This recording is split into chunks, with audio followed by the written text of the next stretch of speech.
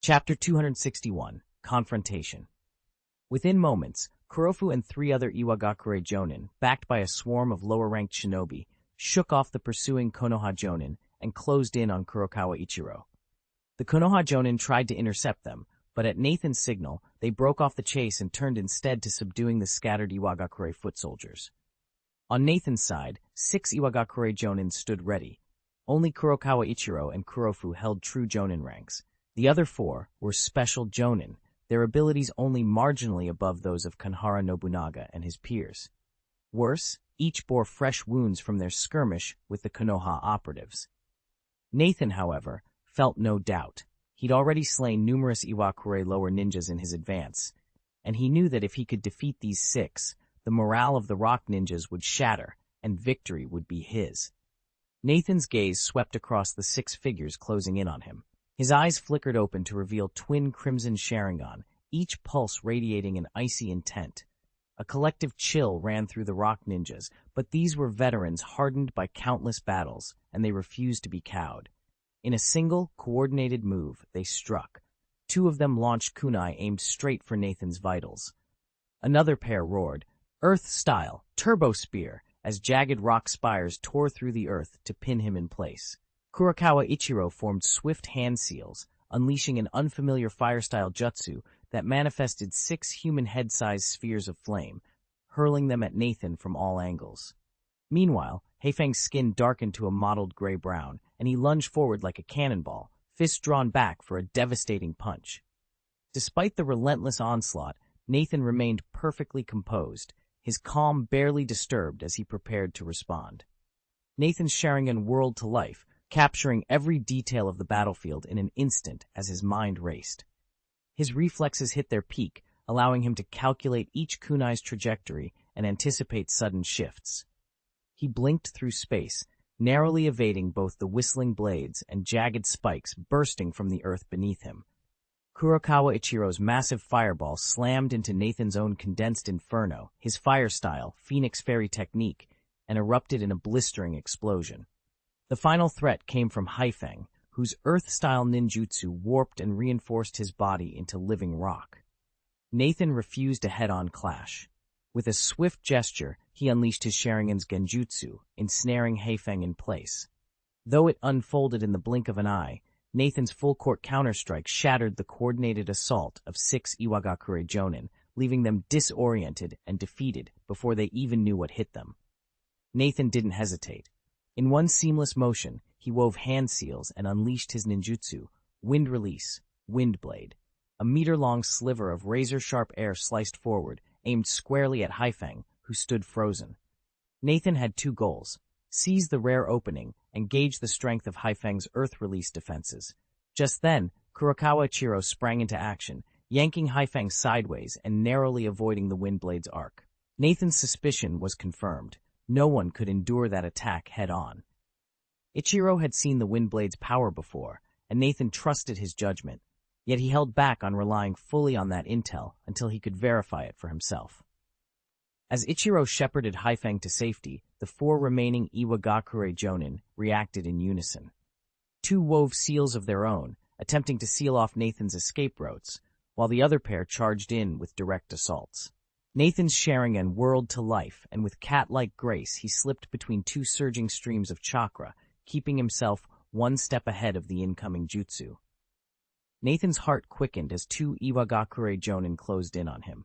Because they stood side by side with their own backup just behind, neither noticed the flicker of intent in his eyes. Seizing the moment, he drew his short sword, planted high, his feet, and shot forward like a thunderbolt, arriving before them in the blink of an eye. Genjutsu, Sharingan, he whispered. His crimson eye flared, weaving an instant illusion that froze one Jonin solid where he stood. The second, sensing something was wrong, lunged at Nathan with a raised kunai, its thrust meant to both block Nathan's path and force him onto the defensive. Nathan met the blade with the flat of his sword, sparks flying as steel clashed. In the same fluid motion, he slashed the enemy's arm, unleashing his illusion sword technique. The attack didn't deal a mortal wound, but shattered the Jonin's resolve, plunging him into a brief, unworldly trance. As the second ninja staggered, dazed and disoriented, Nathan readied himself for whatever came next. Nathan seized the moment and formed a high-density orb of light blue chakra in his left palm, the Rasengan. With a swift thrust of his arm, he slammed the spinning sphere directly into the Iwagakure Shinobi, who was still frozen in place by Nathan's Sharingan illusion. "What?" the Jonin gasped, only just shaking off the effects of the illusion sword technique. He tried to counterattack, hurling a kunai in Nathan's direction, but he was a beat too slow. The Rasengan struck him squarely before the blade could connect. The chakra ball dispersed on impact, and Nathan stumbled backward. He twisted away at the last second, though not quite in time to avoid everything. A shallow cut opened across his chest. Boom! 2 more ninjutsu blasts followed instantly. Nathan sprang off the ground and darted out of their paths in a single fluid motion. That was the end of the first wave of their battle. In exchange for a painful chest wound, Nathan had inflicted serious injuries on the Iwagakure Jonin. Nathan's Rasengan shattered the moment it struck, yet the spiraling force had already punched through the enemy's defenses, inflicting devastating internal damage. He wouldn't stand a chance in a rematch. One of Iwagakure's shinobi was effectively out of commission. Kurokawa Ichiro found the outcome unsettling, though he couldn't claim to be surprised. After all, Nathan himself lay bleeding and unconscious. Ichiro's gaze, however, snapped back to the fallen ninja. Nathan's fingers were already forming seals. A sphere of emerald chakra blossomed in his palm and seeped into his chest. Instantly, the bleeding slowed to a trickle, and the gash across his torso began knitting itself closed. The regeneration wasn't instantaneous, but it was undeniably swift. In a matter of minutes, Nathan would likely be back on his feet. Ichiro's expression darkened. Even a hardened shinobi couldn't stay calm watching a comrade gravely wounded, only to see their enemy heal right before their eyes. Chapter 262, Lessons and Counterattack. Nathan didn't unleash a run-of-the-mill ninjutsu. Instead, he called upon the rare Palm Immortal technique. Through weeks of rigorous training, he'd refined it into something new. By condensing his Yang Escape chakra, he could inject that healing energy directly into a wound, compressing what would normally be a lengthy recovery into an instantaneous burst. It did cost him more chakra and slightly reduced the total restorative power, but the trade-off was priceless. There was no need for ongoing maintenance. Almost all medical ninjutsu require time to take effect, a luxury impossible to afford in the midst of combat. Nathan's innovation changed everything. As he drew back from his opponent, he activated his upgraded Palm Immortal technique, focusing the surge of chakra into his chest wound.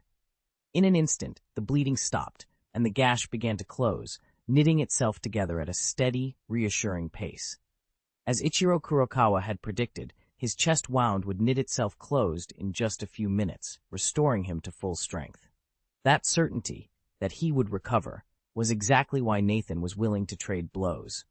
Spotting the 5 remaining Iwagakure Jonin arrayed before him, Nathan refused to wait for them to strike. He stepped back, gathered chakra, and unleashed his ninjutsu from a safe distance. Wind release. Great breakthrough. On paper, the technique's raw power was only average, but its true strength lay in disruption. A 2,000 chakra expenditure created a whirling storm of slicing wind blades, shredding enemy formations and sowing chaos in an instant. Even battle-hardened jonin, like Ichiro Kurokawa, hesitated at the sight of it. Though the jutsu wouldn't instantly kill a seasoned shinobi, anyone unfortunate enough to be caught in its path would emerge battered and bruised at best. And once that gale had roared through, there was no telling what debris, sharp or blunt, might still be swirling within it. With 5 relatively fragile bodies standing against such a tempest, serious injuries were all but guaranteed. The whirlwind roared as Nathan unleashed wind release. Great breakthrough. Kurokawa Ichiro and the others dared not face it head-on, scattering to either side, exactly as Nathan had hoped. Through the crimson glow of his Sharingan, he tracked their movements with surgical precision. When he spotted one of them dragging the seriously wounded Iwagakure Jonin to safety, his eyes gleamed. He broke his concentration, ending the tornado mid-spin, and activated his instant body technique to close the gap in the blink of an eye. Nathan raised his sword, ready to strike, but a sudden chill of danger froze him in place. The Jonin's lips curled into a cruel smile as inky black lines snaked across the man's skin and the ground beneath him. In an instant, Nathan recognized the trap, a cursed seal laced with the power of laws. Though he knew little of sealing techniques, memories from a past life flashed before him. Cursed marks like this were the secret weapons the weak used to fell the strong. Nathan hesitated. He didn't know exactly what the cursed seal jutsu would do, so he refused to charge in blindly. Ducking low, he intended to slip away for now and bide his time for a better opening. But as he tried to invoke his instant body technique, nothing happened. Not that the jutsu had misfired. It was that his entire body felt locked in place, utterly unresponsive. Across from him, Koguri Gen Asuka smirked at Nathan's stunned expression. Gently setting down the gravelly injured Iwagakure Jonin he'd been holding aloft, Koguri's grin grew wider. "Did you really think I'd be stupid enough to separate from the others just to make your life easier?" he jeered. "I'm the only one standing here alone? How naive." Nathan's heart sank. Of course Koguri was a Jonin. He wouldn't risk isolation unless he had a plan. And yet Nathan had walked right into it. How had he missed such an obvious trap? The taste of his recent victories, the disorienting rush of his latest kaleidoscope awakening, had it dulled his senses? He realized with a cold jolt that he'd become overconfident, dangerously insensitive to threats. That was never a good sign. Powerless under the cursed seals, Nathan was now completely at his enemy's mercy. You know, even someone as powerful as Uchiha Madara can fall prey to schemes. If he ever lets his guard down, it's only a matter of time before his empire capsizes in ruin. Today's close call was a wake-up call. I must never be that careless again. Nathan repeated the warning in his mind, his face darkening with resolve. His silence made Asuka Kori think he'd been shaken by the rebuke. Without a word, Asuka seized the moment and lunged, driving a kunai straight at Nathan's heart. Just before the blade could strike, Nathan spoke in an even tone. "Thank you." Asuka froze mid-attack. "What?" Confusion flickered across his eyes. "He's thanking me? Is he too frightened to fight back?" Doubting his own assumption, Asuka shoved the kunai the rest of the way in, only to find there was no sickening tear of flesh, no spray of blood. The blade met no resistance beneath the skin. It simply stopped short, as if blocked by something solid yet unseen. Asuka staggered back, heart-pounding, staring at the kunai in disbelief. Nathan's strike met nothing but empty air, an illusion shattered before it could harm him. In the flash of the moment, he slipped away into shadow. "No, it's just a trick!" Asuka's heart pounded as he whirled around, desperate to find his foe. Then a calm voice spoke from behind him. "Thank you for your lessons. I won't forget what happened today." Asuka froze. Instinct urged him to dodge, but he was too slow. In one silent thrust, a dagger buried itself in his chest, its point lodging in his heart. Time seemed to slow. Asuka's eyes fluttered as he tried to comprehend the pain. Through blurred vision, he saw Nathan step into the moonlight. Half his face obscured, the other half bearing an eerie, dark-etched eye that reminded Asuka of a black sun. The Mangekyo Sharingan. A whirlwind of thoughts spun in Asuka's mind. He opened his mouth to speak, but found no words. With steady calm, Nathan withdrew the blade, absorbing the final flicker of life from Asuka's body. Asuka sagged to the ground. Nathan exhaled, and the sinister pattern in his eye dissolved, returning to the simple three magatama of the Sharingan. Silence settled over the fallen warrior. Nathan's left eye flashed with the Mangekyo Sharingan as he activated the dojutsu skill, Heaven's Guard. In that instant, an impervious aura radiated from him, effortlessly breaking the cursed seal shackles at his ankles. Before Oguri Gen Asuka could even register what was happening, Nathan was at his back, plunging his sword straight through Asuka's heart.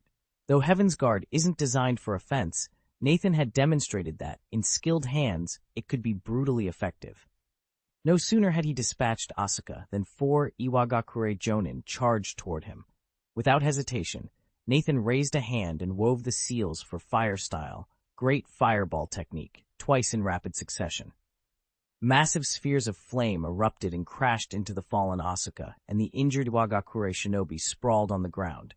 As the smoke cleared, Nathan turned on his heel, his Sharingan gleaming, ready to face the remaining 4 Jonin advancing upon him. Chapter 263, Total Annihilation. Kurokawa Ichiro came to a skidding halt 10 meters from Nathan, his features twisting with a mixture of fury and disbelief as he stared at the two smoking corpses at Nathan's back. He'd known Oguri Gen Asuka's plan from the start. She'd intended only to trap the Uchiha, not to slaughter him outright. Yet here lay two shinobi, incinerated in a single stroke. What was that just now? A flash of light, some kind of space ninjutsu? Kurokawa muttered, confusion sparking in his eyes. At the same time, a twinge of genuine fear settled in his gut. There was no time for words. Kurokawa hurled a kunai in Nathan's direction, and the battle erupted. Clang, clang, clang! Metal rang against metal as Nathan met each thrust and slash with calm precision. Having already eliminated two opponents, he enjoyed a slight edge. The four remaining adversaries lacked the raw strength of the likes of Kanbara Nobunaga's team.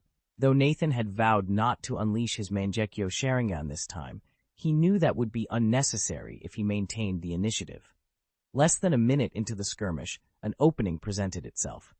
Nathan feigned a high cut, then dropped low and lunged forward, his blade piercing one attacker's abdomen.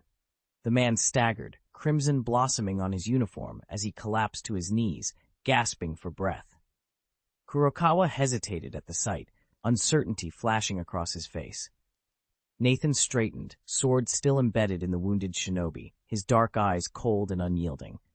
Only 3 adversaries remained, and Nathan was just warming up. Nathan felt another cut slice across his side, but it scarcely registered.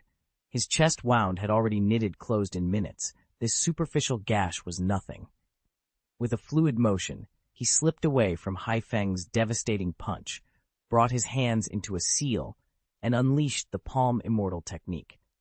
Condensed yang returning chakra surged into the injured flesh, sealing the wound almost instantly. He pivoted and charged back into the fray, facing the few remaining Iwagakure Jonin. As their numbers dwindled, his Sharingan-fueled genjutsu grew ever more potent, ratcheting up the pressure on Kurokawa Ichiro and the others. Seconds stretched into minutes, and the battlefield tilted sharply in Nathan's favor. Then, seizing an opening, he drew his sword and, in one clean stroke, severed half the shoulder of the last special Jonin from Iwagakure. The man collapsed, his fighting spirit broken. Only 2 true Jonin still stood on the Iwagakure side, Kurokawa Ichiro and Kurofu. But even they were a shadow of their former selves. A glance at their chakra pools told the grim truth. Each had less than a third of his energy remaining. Nathan paused to survey them, every muscle tensed for the final push. Nathan surveyed the battlefield with calm confidence. He knew that anyone foolish enough to challenge him now would be beaten before long. Relieved of his earlier anxieties, he even had time to casually spar with Kurokawa Ichiro and the others, something he wouldn't have risked under different circumstances. The reason for his unshakable composure lay in the shifting tides on the other fronts. With the arrival of the Konoha Jonin, Konoha's forces were clawing their way back from the brink. Although Iwagakure still enjoyed a numerical edge in most sectors, their morale was collapsing. Nathan's squad alone had cut down half a dozen Iwajinin in rapid succession, and the survivors were visibly shaken. Scared and demoralized, they now fought at no more than 60 to 70% of their true capability. Meanwhile, several Konoha Jonin had delivered crippling blows against Iwa's stronger Chunin, forcing the would-be morale boosters to hang back rather than rally their troops. The more they hesitated, the deeper their despair grew. An outcome Nathan had quietly anticipated from the very start. It was precisely because Iwagakure's lines were unraveling that Nathan could afford this brief respite. In an instant, he could unleash his Mangekyo Sharingan and end Kurokawa Ichiro and his companion without breaking a sweat. He could then streak across the field to relieve the pressure on his fellow Konoha shinobi. But why rush things? Victory was already within his grasp, and patience, he knew, was sometimes the deadliest weapon of all. Nathan knew that unleashing the Mangekyo Sharingan would come at a terrible price, permanent eye damage, and babysitting his comrades simply wasn't in his nature. He'd always intended to give the Konoha shinobi a fighting chance against the Iwagakure assault. He would never shoulder every burden himself. All he could do was inspire hope. In the end, their survival would depend on their own skill and resolve. Yes, more might fall this way, but Nathan could live with that. His conscience was clear. Shaking off his reservations, Nathan pivoted back to the battle at hand. Across the clearing stood Kurokawa Ichiro, Kurofeng, and a half-crippled Iwagakure Special Jonin. This time, he limited himself almost exclusively to sword work, reserving ninjutsu or genjutsu only for moments when someone's life truly hung in the balance. His motive was simple. He needed to sharpen his blade skills. Chakra was too precious to waste on fancy tricks, and with his sword technique now at 6,000 points, just shy of level 7 mastery, this was the ideal opportunity to break through that final ceiling. Clang, clang, clang. Steel rang against steel as Nathan launched himself into the fray once more, every strike calculated to hone his proficiency and tilt the battle back in Konoha's favor. The clash continued, unrelenting, decisive, and all the more intense for the stakes at hand. Soon, Kurokawa Ichiro, Kurofeng, and the rest sensed something was wrong. A few more seconds of observation, and they realized Nathan's scheme. He was using them as a whetstone to sharpen his sword skills. Anger flared in each of them. Ichiro's eyes darkened, Kurofeng's muscles tensed, and even the half-disabled Iwagakure Special Jonin bristled with fury. Without hesitation, they unleashed a barrage of attacks, channeling every ounce of chakra and technique at Nathan. At first, Nathan's chakra pressure spiked wildly as he parried and dodged. But with each blow they landed, or thought they landed, his swordsmanship advanced by leaps and bounds. He adjusted his grip, shifted his stance, and refined his footwork in real time. Unbeknownst to his opponents, the harder they pressed, the greater his gains became. Pushing him to the brink only amplified the effects of his training. A dark thrill pulsed through Nathan. He could almost laugh at the murderous intent radiating off his attackers, but he bit back the sound and wore a solemn expression. Their belief that they were truly dominating him drove them to fight harder, and that was exactly what he needed. Strike after strike, minute after minute, the battle raged on. Ichiro's blade slashed in arcs, Kurofeng's techniques exploded around him, and the Special Jonin exploited every opening. Yet Nathan remained steady, absorbing their best and turning it into his own progress. Time shimmered as their assaults pushed him closer and closer to a breakthrough, one that none of them realized they were helping him achieve. Nathan's swordsmanship surged under the weight of the battle, his skill sharpening before his very eyes. It defied belief. No one could truly amass 4,000 proficiency points in a single fight, yet the improvement was unmistakable. Even so, Kurokawa Ichiro and his comrades were not limitless. All at once, Nathan felt the crushing pressure drain away. He glanced up to see Kurokawa and the others panting, sweat beading on their brows as they teetered on exhaustion. His Sharingan flickered, sweeping over their chests. After that explosive attack, each of them was down to less than a quarter of their normal chakra reserves. Beyond them, Iwagakure's rank-and-file Shinobi, whose courage had risen with Kurokawa's initial assault, now wavered, faltering under the relentless counterattack of the Konoha Jonin. Their lines broke, and their morale collapsed. Nathan's eyes narrowed. The tide of battle had turned. It was time to end this. Without a second's hesitation, he poured chakra into his feet and unleashed the Shunshin no Jutsu, flash body technique. In a blink, he vanished and reappeared at Kurokawa's side, ready to strike the final blow. Unleashing his full strength, Nathan's first target was the half-crippled Iwagakure Special Jonin. He slipped him into a Sharingan Genjutsu and, while his enemy was frozen in place, slammed a Rasengan into the Jonin's chest. The man collapsed, grievously wounded. Next came Kurokawa Ichiro and Haifeng. They tried to break away under Nathan's relentless onslaught, but his sudden burst of power left them no opening to escape. With a single, razor-sharp wind-style wind blade, Nathan sliced through half of Haifeng's neck. Even as Haifeng hastily formed an earth-style barrier, it shattered before the wind blade's force. With Haifeng dead, only Kurokawa Ichiro remained standing. After a dozen fierce exchanges of blows, the two combatants locked eyes, each searching for a weakness. In that moment of eye contact, Nathan unleashed his ultimate move, the magic jail bind technique, instantly shackling Kurokawa in midair and ending the fight. Swish! In a single fluid motion, Nathan lunged forward and drove his short sword straight into his opponent's chest. Kurokawa Ichiro crumpled to the ground, lifeless. His final, and perhaps most consequential act in those last desperate seconds was to shout a retreat order to the junior Iwagakure shinobi scattered across the battlefield. Chapter 264, A Tragic Victory and New Orders. Withdraw! Kurokawa Ichiro's piercing cry rang out across the field, moments before he fell. For an instant, the Iwagakure Jinin froze in shock, then turned and fled in disarray. Seizing the advantage, the remaining Konoha shinobi split their efforts between cutting off escape routes and pressing the pursuit. The battlefield erupted into chaos once more, but with Konoha firmly on the offensive, it was the Iwa forces who found themselves cornered and overwhelmed. In that final wave alone, at least 30 to 40 Iwagakure ninja were cut down. By the time the survivors limped back to their base camp, fewer than 100 remained alive. Every Iwa Jonin had fallen, and over 2/3 of their assault team had been lost, an unbearably high price. Konoha's victory, however, was far from cost-free. Of the 150 shinobi they'd sent in, barely 50 staggered back, bloodied and exhausted. Without Nathan's brutal elimination of dozens of Iwa Jinin earlier in the battle, their losses would have been even more grievous. As the smoke and dust began to settle, both sides absorbed the heavy truth. They had won a battle, but at a devastating toll. And now, new orders would soon arrive, orders that might demand yet more sacrifice. Nathan had single-handedly turned the tide of battle. When the Iwagakure shinobi descended on the Kotani stronghold, they came fully prepared to raze it to the ground. That the Hidden Leaf forces not only survived but emerged victorious seemed almost miraculous. Yet it wasn't luck at all, but Nathan's extraordinary prowess. Without his decisive strike against the enemy's Jonin squad, Konoha's defense would have collapsed utterly.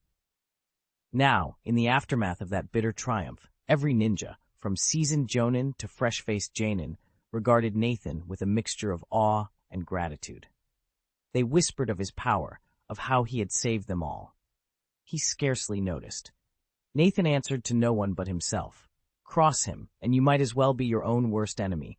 Rank and village affiliation meant nothing to him. A single command from the Hidden Leaf held no sway over his actions or his will. As Nathan's power continued to grow, the seals that bound him weakened more and more. His ambitions, however, remained fixed far beyond the confines of any village. His sights were set on the stars and the vast oceans beyond. After all, to him, Konoha was little more than a tiny dot on a map, its shinobi civilization thriving only because an alien force had once planted a mysterious tree here. Nathan sat alone on a rooftop, his gaze lost in the glittering heavens above. Thoughts of distant worlds and uncharted seas drifted through his mind until he hardly registered the passage of time. Then, almost imperceptibly, a figure materialized at his side. It was one of the handful of Konoha shinobi who had survived the day's fighting, a special Jonin whose quiet confidence Nathan trusted. He didn't speak. He simply offered Nathan a scroll, standing respectfully aside as Nathan snapped back to the present. "Captain," the Jonin said softly, "today's battle report." Nathan unrolled the parchment, his eyes flicking over the entries. Satisfied that everything was in order, he dipped his pen in ink and signed at the bottom. Then, with a slow nod, he rolled the document back up and met the Jonin's steady gaze. Whatever challenges lay ahead, Nathan's journey was only just beginning, and not even the sky could contain him. Nathan handed the completed document back to the Konoha Jonin standing before him. "There's nothing wrong with this," he said. "Submit it exactly as is." "Understood, Captain," the Jonin replied, bowing slightly as he turned to go. "Wait," Nathan called out, halting him in his tracks. The Jonin paused and looked back. "Captain?" Nathan closed his eyes for a moment, gathering his thoughts. When he spoke again, his voice was steady.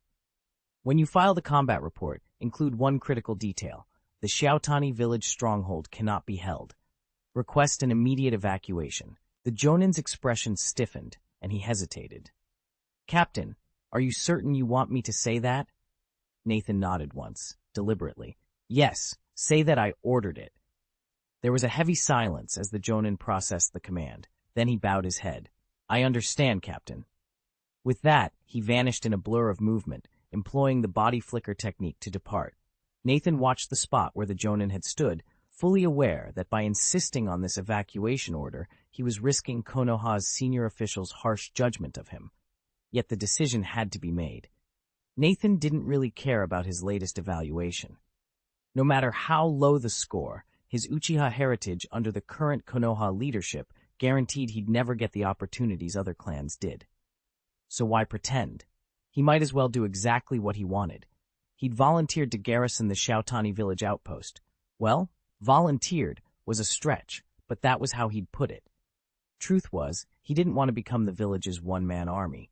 If the senior officers realized just how strong he was, they'd overwork him until he collapsed. Sure, they'd argue that constant missions would hone his swordsmanship, but all those hours lost chasing orders weren't worth it. Better to grumble first, make his reluctance clear, and hope they got the hint. By dawn the next day, Nathan found a fresh message waiting for him from Omura Yuito. It wasn't a plea so much as an order: hold the outpost for one more week. Word had come in that Fengliu town was preparing some kind of operation, and it would take time to play out. To ease the burden, Yuito was sending another 100 shinobi straight to Shoutani's gates. Nathan tucked the letter away, eyes drifting over the rising sun beyond the wooden palisade. A week more, he told himself. Then he'd see what Konoha would do next, and maybe finally get a chance to do things his own way. Nathan settled into a quiet meditation, convinced that after their recent, crushing defeat, the Iwa ninja wouldn't dare attack again so soon. Jonin aren't like weeds. Cut one down, and another will grow, but truly exceptional jonin with unique skills are exceedingly rare. While the ranks of chunin can be refilled from a pool of promising talent, producing a battle-hardened jonin takes far more time and effort. Judging by the power he'd already displayed, if Iwagakure attempted to storm the Kotani village stronghold, they'd have to sacrifice countless lower-ranked ninja, and more importantly, mobilize additional jonin. Nathan could, of course, request reinforcements, but turning a localized skirmish into a full-scale assault would run directly counter to Iwagakure's broader strategy of striking the scattered outposts around Fengliu town. High Command was unlikely to approve so costly an operation. That left only a straight fight, soldier against soldier, general against general. To neutralize Nathan on his own, Iwagakure would need at least 4 more jonin, not counting the Konoha jonin stationed in nearby Otani village. To launch an assault on this valley outpost, Iwagakure would have to commit at least 7 or 8 jonin. Gathering that many seasoned operatives on such short notice would be nearly impossible. It'd take at least a week to assemble the force. A week's lead time, however, isn't so dangerous. With that in mind, Nathan decided to accept the assignment. Naturally, if at any point an Iwa ninja showed signs of going off the reservation, if they tried to kill him outright, Nathan wouldn't hesitate to abandon the mission. His life was worth more than a scrappy mountain stronghold, and he didn't care how much criticism he took for backing out. What really piqued his curiosity, though, was what Fengliu town was planning behind the scenes. Another covert beheading operation, perhaps? Nathan pressed his lips together, his eyes narrowing as he let the question hang in the cold dawn air. Chapter 265, Promotion. A week slipped by almost without Nathan noticing. The worst-case scenario never materialized. Though Hidden Rock Village had sent a small contingent to Odani Village, most were mere sentries tasked with surveillance rather than outright aggression. Relief washed over Nathan. He finally had a stretch of uninterrupted time to devote to his training. He continued to monitor the movements of the Rock Ninja and the goings-on in Fengliu town, but otherwise he practiced in solitude. Nearly 20 days passed, and Nathan felt his body surge toward another pivotal breakthrough. He was on the brink of transformation. That night, alone in his chamber, he settled into the Palm Immortal technique, sweat beating on his brow as he channeled chakra through every sinew. Suddenly, he sensed an unseen force rising within him, wrenching at invisible shackles that bound his power. His pulse quickened. This was the moment he'd been waiting for. With no hesitation, Nathan activated his Manjikyo Sharingan. Crimson pain flared behind his right eye, and a single rivulet of blood trickled down his cheek. In an instant, the forbidden power of human control awakened inside him, infusing his body with a new, terrifying potential. Nathan's breath caught as the chakra surged in his veins. The shackles shattered completely, and at last he felt the sweet, exhilarating promise of transformation and the next chapter of his destiny ignite within him. In an instant, the invisible chains fell away as Nathan activated the power of human control, steering his body's evolution exactly where he intended. A gentle warmth sprang up within him and quickly spread through every fiber of his being. Nathan recognized the sensation. He'd succeeded. Rather than reveling in the afterglow, he first dismissed the blessing of human control, then deactivated his Mangekyo Sharingan. He closed his eyes and focused inward, tracking every shift in his physiology. Minutes ticked by as he remained perfectly still. About 15 minutes later, the warmth faded, and Nathan opened his eyes. He felt vitality pulsing through him like never before. To test the extent of his newfound healing ability, he withdrew a kunai from his tool pouch, slashed a neat cut across his left forearm, and watched. At first the wound bled, but within moments, the bleeding stopped on its own. The cut began to knit closed, not instantaneously, but rapidly enough that Nathan could feel the tissue knitting back together beneath his fingertips. What had been a fresh gash was now little more than a faint, pink line, and he knew this was only the beginning of his transformation. Nathan didn't employ any special tricks this time. No medical ninjutsu, no chakra compression around his wound, yet his cut sealed in record time. There was only one explanation. His innate healing had improved. He'd always known that boosting his physique attribute would one day yield tangible results, but feeling the accelerated regeneration firsthand still made his heart race. He might not yet rival the superhuman resilience of Shinobi like Naruto or Hashirama, but it was a promising start. Focusing his chakra on the injury, Nathan watched the flesh knit together even faster. If this continued, he thought, his personal healing could soon match the potency of a C-rank medical ninjutsu, the standard healing technique. In practical terms, with enough chakra at his command, he'd effectively be carrying a weakened version of that jutsu wherever he went. It wasn't much, yet, but as he flexed his newly restored arm, Nathan couldn't help but smile. This was only the beginning. Nathan ignored the throbbing pain in his arm and murmured, "Panel." In an instant, the familiar cerulean interface materialized before him. Name: Uchiha Nathan, age 12, physique 14-15, spirit 19, chakra 38,500, 42,644, 48,980. Bloodline Sharingan, Mangekyo 150 1,207 50,000, chakra refinement, Ulv. 5, 554, 5,000, S752, 5,000. Wind style, Windblade, 808,000, 645,000. Shadow clone T, Sneak, Level 3, 304 to 1,000, 720,000. Chakra absorption technique, Level 5, 2,750, 5,000, 3,555,000. Rasengan, 952, 1,720, 5,000. Palm Immortal technique, Level 7, 8,210, 20,000, 12,705, 20,000. Chakra scalpel, Level 5, 1,205,000. Reflection of the heart, Level 7, 4,886, 20,000, 8,534 for 20,000. Swordsmanship, Level 6, 5,850, 10,000, 8,120, 10,000. Phantom swordsmanship, Level 3, 15, 1,807, 1. Instant swordsmanship, Level 1, 162, 200. Chakra control, Level 5, 1,450, 5,000, 1,830, 5,000. Nathan's eyes widened as the numbers shifted. He felt a subtle surge of power course through him. His physique had finally edged from 14 to 15. This wasn't merely a statistic. It marked a decisive milestone in his cultivation. Nathan's tests showed that the boost in his body's self-healing was only part of the story. There were subtler gains as well, most notably in his raw potential. As he monitored his status, his calculations revealed that his theoretical chakra capacity had jumped from 120,000 to 140,000 points, a 20,000-point increase. That was enormous. Two factors accounted for the surge. First, raising his physique attribute to 15 had proven to be a true watershed. Second, although his spiritual attribute had climbed dramatically some time ago, the low physique cap had kept most of that potential locked away. Now that his body frame was stronger, that dormant reserve had finally been unleashed. The combined effect of both improvements was nothing short of spectacular. Chakra recovery rates had soared alongside his capacity.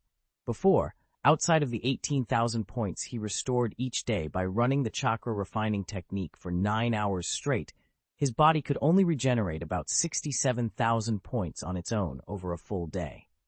Now, his natural recovery alone had climbed to 80,000 points. Wrapped in the quiet of his training chamber, Nathan allowed himself a satisfied smile. Every test he ran reaffirmed it. He was stronger than ever. With an extra 15 physique points, Nathan can now run the chakra refining technique 2 hours longer each day. That pushes his total daily chakra capacity to 102,000 points, 17,000 more than before, a significant boost. Deciding how to allocate that surplus became his next challenge. His main body already dedicates every available moment to the palm immortal technique and the reflection heart technique, so there was no need to siphon off any additional chakra for those. Instead, Nathan resolved to split the 17,000 extra points evenly between Wind Style, Windblade, and the Rasengan. Both techniques are handled by his shadow clones, and if they ever fell behind schedule, he could simply produce more clones to pick up the slack. Confident in this plan, he estimated that with such a generous daily infusion, each skill would gain at least 200 proficiency points per day. At that rate, they wouldn't be long in climbing to the next level. Nathan nodded in satisfaction, then shifted his gaze from the basic attributes to the bloodline section. After more than 20 days of training with the reflection heart technique under the guidance of the human control system, his Mangekyo Sharingan progress bar had moved by almost 2.4%. It wasn't a blistering pace, but it wasn't alarmingly slow either. At this rate, barring any setbacks, he could fully awaken his Mangekyo Sharingan in under 2.5 years. Of course, that was only if everything went perfectly. A frown creased Nathan's brow as he unconsciously touched his right eye. Repeated use of human control had taken a toll on his vision. Despite his best efforts to limit the system's activation time and frequency, the damage persisted. If his right eye went blind before his Mangekyo fully matured, he'd run into serious trouble. Without the support of the human guardian interface, his Sharingan might stall forever, just shy of completion. He needed to find a solution, and fast. After careful consideration, Nathan resolved to scale back his use of the human guardian technique for raw physical enhancement and instead he'd devote himself to mastering the reflection of the heart. He knew this shift might slow the rate at which his physique improved, but it would greatly lessen the strain on his body when he eventually advanced his Mangekyo Sharingan. Chapter 266, Breaking News. Nathan finished reviewing the progress on his Mangekyo Sharingan and then turned to study his chakra gauge. 22 days ago, his maximum chakra stood at 42,644 points. Now it had climbed to 48,980, a gain of 6,336 points. With nearly 50,000 chakra points at his disposal, he outstripped over 99% of ninja across the world. What's more, his capacity continued to rise at a steady rate of 352 points per day. That's 32 times an 11. At roughly 1 seal's worth of chakra each month, he was inching ever closer to mastering Chitanla. The past few days of treating wounded comrades had also paid off in unexpected ways. Nathan noticed solid gains in his proficiency with both the Palm Immortal technique and his chakra scalpel.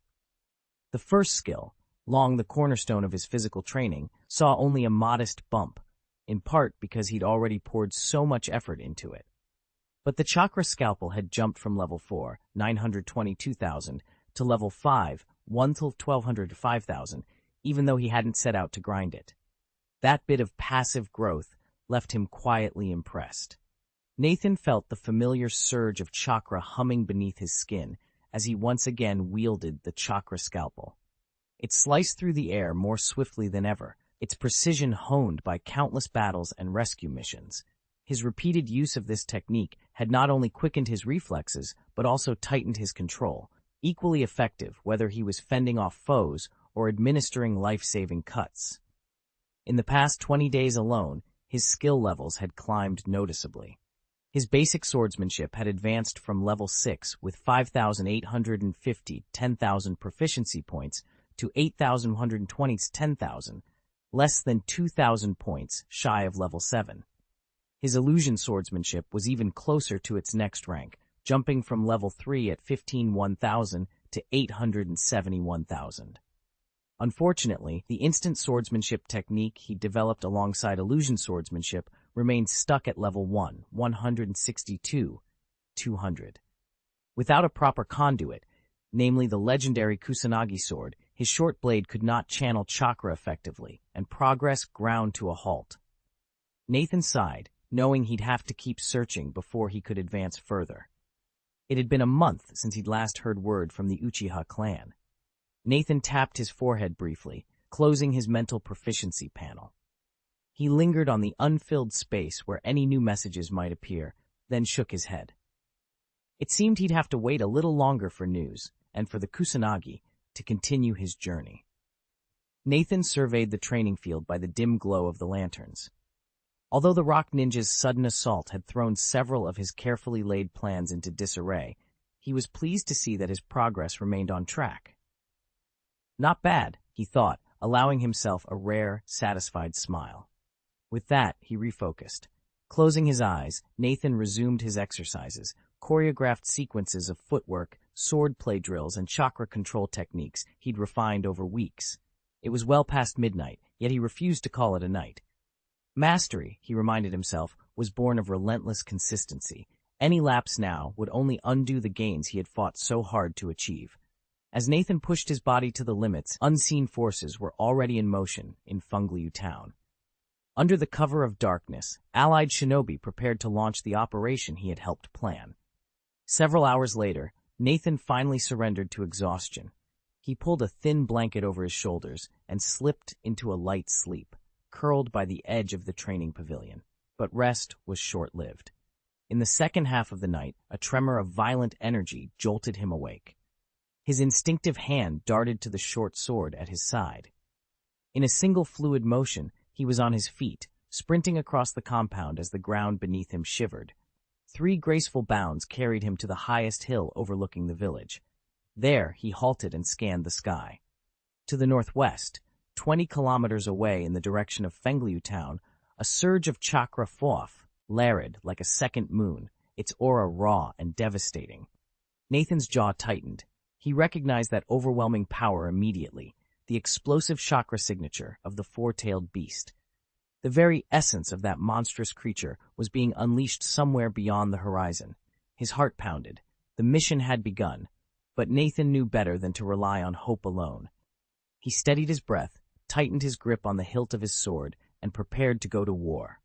Nathan's brow furrowed as he felt the tremor of chakra drift all the way from the four tails. There was only one explanation. The beast had lost control again. From the rooftops of Xiaogu village, even its highest point, nothing stirred, so Nathan sent a squad of Konoha ninjas to calm the lower ranks and then slipped away himself. A few minutes later, he crested a nearby mountain. From that vantage, he peered through the treetops and made out a colossal figure rampaging through the forest. His hand went to his eyes. Sharingan. He activated his Mangekyo Sharingan, and the world snapped into razor-sharp focus. There, illuminated by the dim light, stood the Four Tails, Sun Wukong, its fiery red hair a blazing beacon. The beast thumped its massive chest and roared in fury, as if driven mad. Nathan's heart pounded. He didn't know what had sparked this outburst, but his instincts told him it was tied to the secret plan Omura Yuito had hinted at in his last letter. Nathan glanced at the battle report and shook his head. Their plan was almost certain to fail. Otherwise, it wouldn't be unfolding like this. Still, he had no intention of intervening.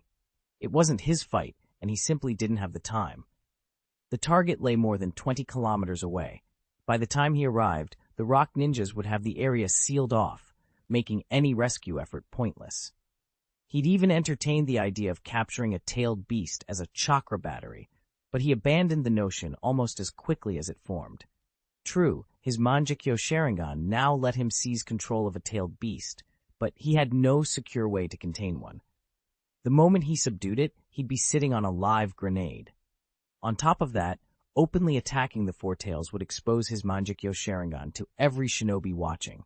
And since the Four Tails and Five Tails existed within their Jinchuriki hosts, Any attempt to snatch them would mean detaining Laozi and Han as well, an escalation Nathan was in no mood to handle. He folded his arms and turned away. This battle was out of his hands. Such a course of action would only add more uncertainty, and Nathan wasn't about to gamble on that. Does that mean he'd abandoned his plan to capture a tailed beast? Far from it. In fact, he'd already identified the perfect quarry, the Seven Tails, Chome.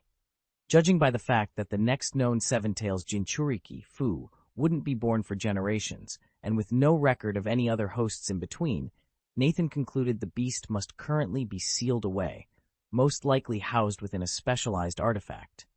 That made Chome an ideal target. Stealing the artifact would be straightforward, and once in his possession, he could unleash the beast's power at will. Besides, Takigakure was a minor village. Its limited resources meant fewer defenders and less risk of serious repercussions. All things considered, nothing rivaled the Seven Tails in strategic value. Still, Nathan kept a backup plan.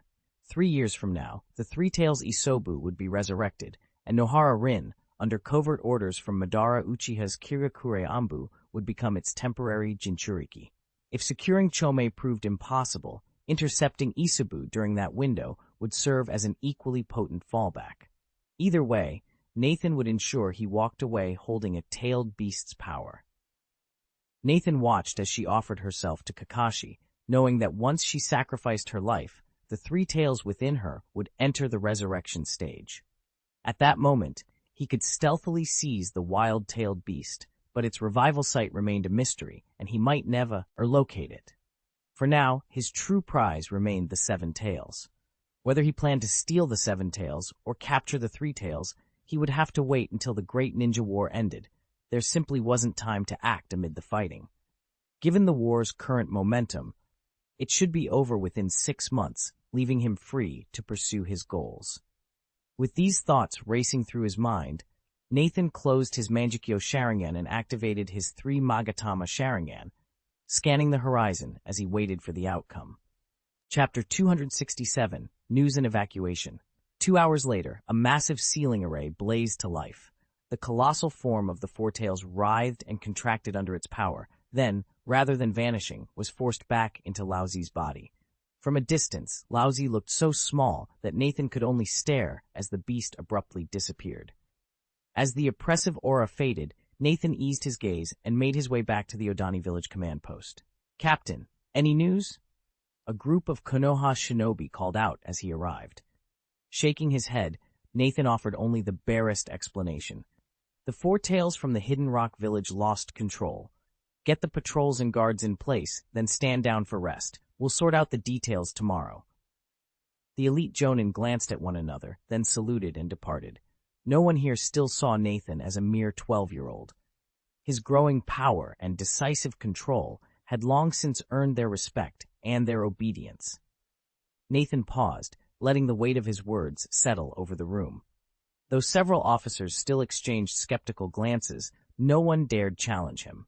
He had deliberately kept his explanation brief. Too many of his conclusions were educated guesses, and he refused to speak with any authority unless he was certain. Now, with all eyes on him, he laid out the hard facts. He'd been confident they weren't yet beyond hope, but Omura Yuito had moved faster than anyone imagined, as if he'd been preparing for this moment all along. At dawn, Yuito's scouts delivered their report, and Nathan immediately summoned the Chunin messenger to retrieve the intelligence. Spreading the parchment across the table, he scanned it at a glance. Last night's chaos, it revealed, had not been a random outbreak of rage from the Four Tails beast. It had been engineered. The hidden operative team had struck at the beast's control nodes, decapitated the key seals that bound it. Once those links were severed, the Four Tails broke free, rampaging exactly as they'd intended. Nathan looked up, eyes steely. "We were right to anticipate sabotage," he said. "And given how the Hidden Rock village is pressing us, there's no alternative but to do the same. If we can't restore those seals, our only way to stop their advance is to strike directly at their source, decapitation. It's brutal, but that's the reality we face." Silence followed. Outside, a cold wind rattled the gates, echoing the urgency in Nathan's command. There was no turning back now. Every second they delayed, the enemy drew closer, and only by matching their darkest tactic could they hope to defend their home. Ultimately, the struggle between the two villages comes down to sheer power. Small schemes and clever tricks might win skirmishes, but they'll never secure a decisive victory. At present, Konoha finds itself on the back foot, so its leadership has opted for a decapitation strike, a low-cost, high-impact tactic intended to stall the enemy's advance. This time, unlike the feint strategies they used against the Rock Village's shinobi before, General Omura Yuito gave orders to target Lao Zi, the Four-Tails Jinchuriki, and Han, the Five-Tails' Jinchuriki. If those two were eliminated, their tailed beasts would be forced into the reincarnation phase, and the Rock Village's momentum would grind to a halt. Without its two most formidable weapons on the field, the enemy assault might not just lose steam, it could collapse altogether, granting Konoha the breathing space it desperately needs. On paper, the plan was sound. In practice, however, it fell apart. Whether the intelligence from Konoha's undercover operatives was flawed, or the Rock forces unexpectedly reinforced their guards remains unclear. What matters is that last night's operation was compromised before it even began. Nathan stared at the village's casualty report with grim understanding. Even with Kage-level Master Minato Namikaze personally leading the strike, the mission had failed to eliminate its prime target. Yet the operation hadn't been a total loss. The Four-Tails had gone RK once more.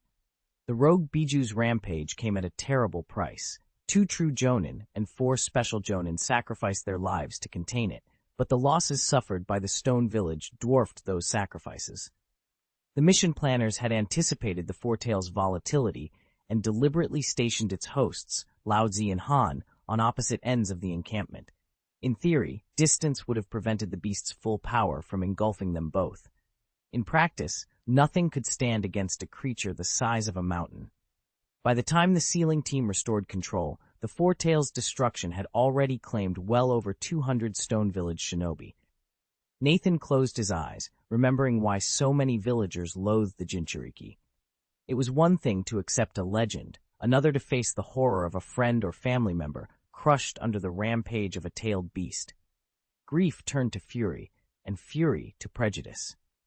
Who could blame them for resenting the hosts who, however unwillingly, had wrought such devastation?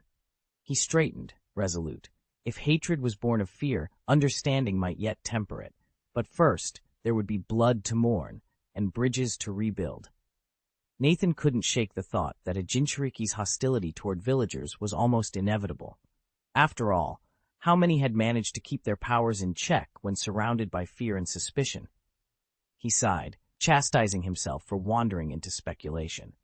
Better to see how Omura Yuito had arranged the next phase of the operation. He turned his attention back to the intelligence dossier in his hand. As he read the new orders, his instincts proved correct. Omura Yuito had a contingency for outright failure. Within 24 hours, every peripheral outpost was to evacuate. All personnel would regroup in Fengliu Town, then conduct a second withdrawal to a more secure base farther behind the lines. In effect, they were abandoning Fengliu Town entirely. Nathan wasn't surprised by this directive. As a senior Konoha shinobi, he had access to far more detailed assessments than the average ninja. He knew Fengliu Town's defenses had already reached their breaking point. Over the past month, the Hidden Rock Village had relentlessly assaulted the surrounding outposts, bleeding them dry and pushing their manpower to the brink. In light of that unyielding pressure, a strategic withdrawal was not only prudent, it was necessary. If they tried to hold out any longer, it would be a slow, agonizing death. Omura Yuito must have realized this too, because last night he drew up 2 contingency plans. If the defense held, they'd stand their ground. If it crumbled, they'd all fall back together. Of course, a withdrawal of that scale couldn't happen without approval from rear headquarters. Once one stronghold pulls back, every position along the front must follow suit, effectively shortening the entire line. As a mere frontline commander, Omura Yuito alone would have no authority to order such a strategic shift. The fact that the directive has arrived makes it clear. Headquarters has decided to shrink the defense line. Nathan stared down the 2-day evacuation schedule, frowning. A single day to pull back to the Fengliu town stronghold, another day to reach the rear. Was that enough time? It sounded more like a forced march than an orderly retreat. Nathan had no choice but to obey the higher-ups' orders. After folding the report in his hand, he dismissed the Chunin messenger and immediately summoned the Jonin officers quartered in the fortress. When they learned they were to evacuate, surprise flashed across their faces, but they offered no objections and set to work at once. By midday, every shinobi in the stronghold had packed their gear. They left no provisions behind for the Hidden Stone village. Every crate, barrel, and rucksack was loaded onto their wagons. Then Nathan led the contingent out of the fortress, bound for the Fengliu town outpost more than 20 kilometers away. He had half expected Iwakure's forces to try and ambush them along the way. In reality, the Hidden Stone shinobi were still reeling from the Four Tails rampage the previous night and simply didn't have the manpower or the organization to give chase. The evacuation proceeded without incident, and Nathan's team reached the Fengliu town base safely. Chapter 268, Arrival. Nathan stepped back into Fengliu town after a month away and was struck by how hollow it felt. In earlier days, although civilians never settled here, the place buzzed with activity. Konoha shinobi of every rank passed through on missions, training, or supply runs. Now, even with reinforcements trickling in from outlying strongholds, the streets lay quiet, and tents stood empty more often than not. The last month of relentless skirmishes had clearly taken its toll. No wonder command decided to shorten the front lines. Holding this forward position any longer was a recipe for disaster. Better to withdraw, concentrate their forces, and fortify a more defensible line farther south. Nathan exchanged grim looks with his squadmates as they made their way toward the command tent. He could see the doubt in their eyes. If morale was this fragile here, how long could even the fallback lines stand? More than 2 years of war had already stretched Konoha's reserves to breaking point. Supplies were dwindling, shinobi were exhausted, and every victory felt like a cost too steep to count. If things continued on this path, they risked total collapse. Nathan remembered the heated debates back home when rumors swirled about Sarutobi Hiruzen's leadership. Some accused the third Hokage of indecision, others of wavering loyalties. But Nathan had never doubted Hiruzen's vision. Time and again, the Hokage had navigated the village through crises. Whether appointing a worthy successor or negotiating between rival clans, Hiruzen's political savvy kept Konoha standing. In these darkest hours, Nathan trusted the same steady judgment would guide them through whatever came next. Nathan realized that if he could spot such a straightforward flaw, his enemy should have seen it too. That must be why they'd abruptly ended the war, even under Danzo Shimura's pressure.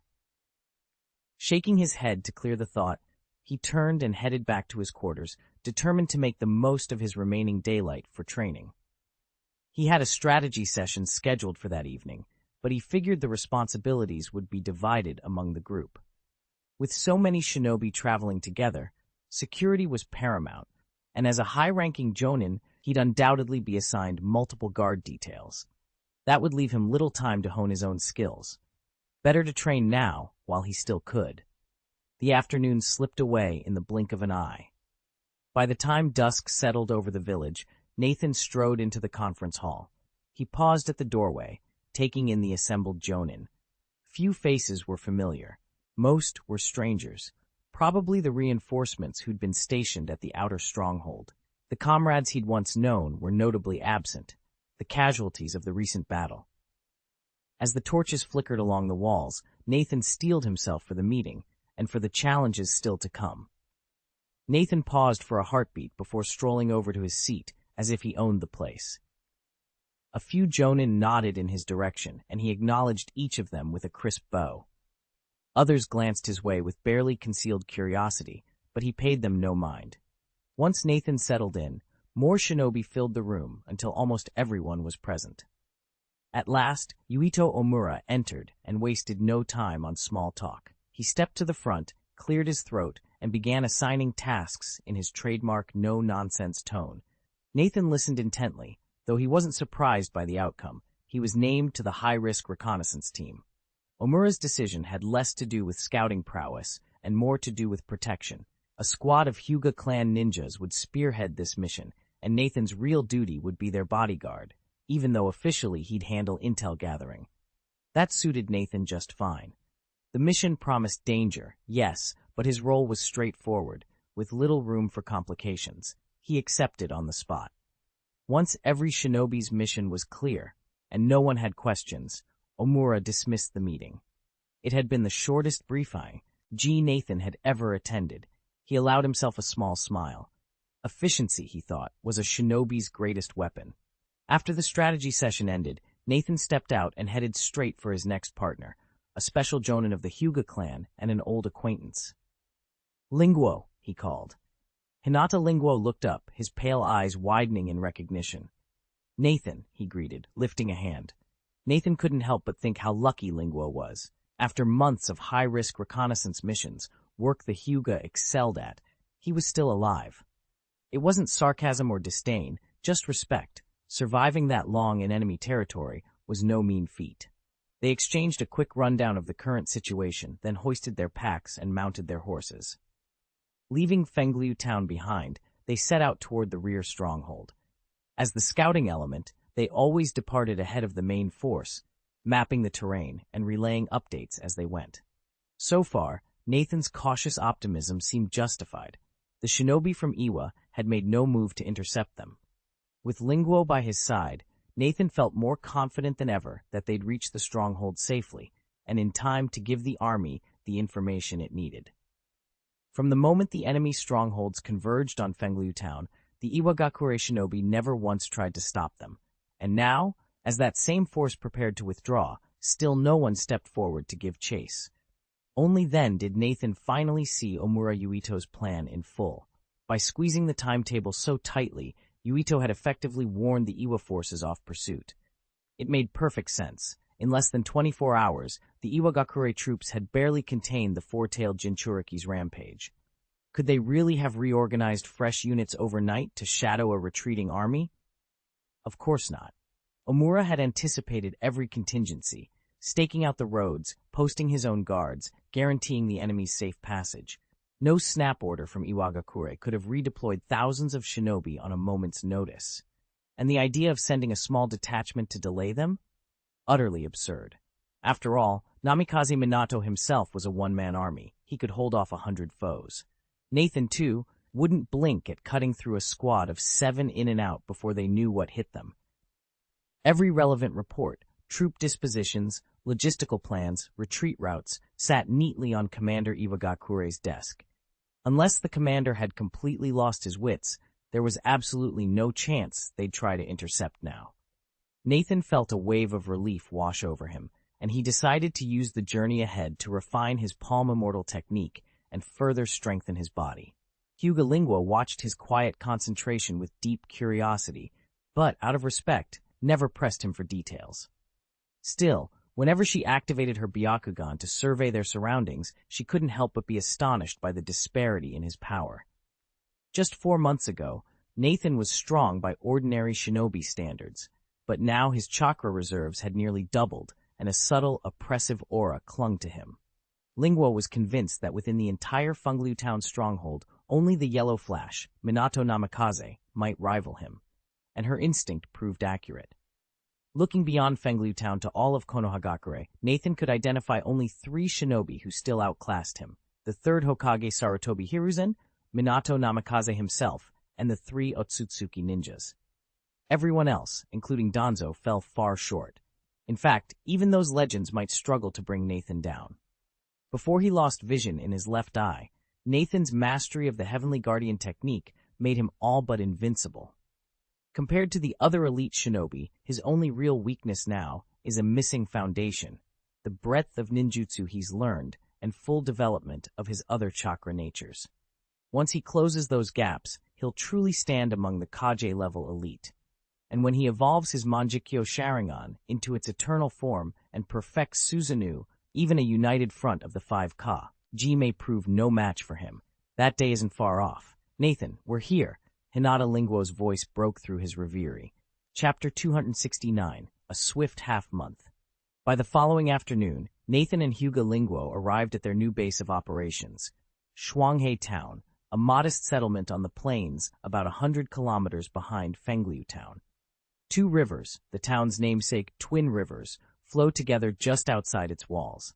From here, they would anchor the entire front line, coordinating defense with the second-line troops already stationed in Shuanghe. Nathan and Lingguo stood atop a nearby hill, surveying the town through the light breeze. Rather than descend immediately, Nathan turned to his companion. Lingguo, take a look. See if you spot anything unusual. Nathan's Sharingan could already give him a general sense of the town's layout, but he had learned long ago that redundancy was the safest course. Hyuga Lingguo's Byakugan was unmatched when it came to close-range reconnaissance. Without a word, Lingguo nodded and gently raised a hand to his temple, his eyes glowing as he activated the Byakugan. For a moment, the world seemed to expand. Rooftops, courtyard walls, even the slightest movement within building interiors became clear.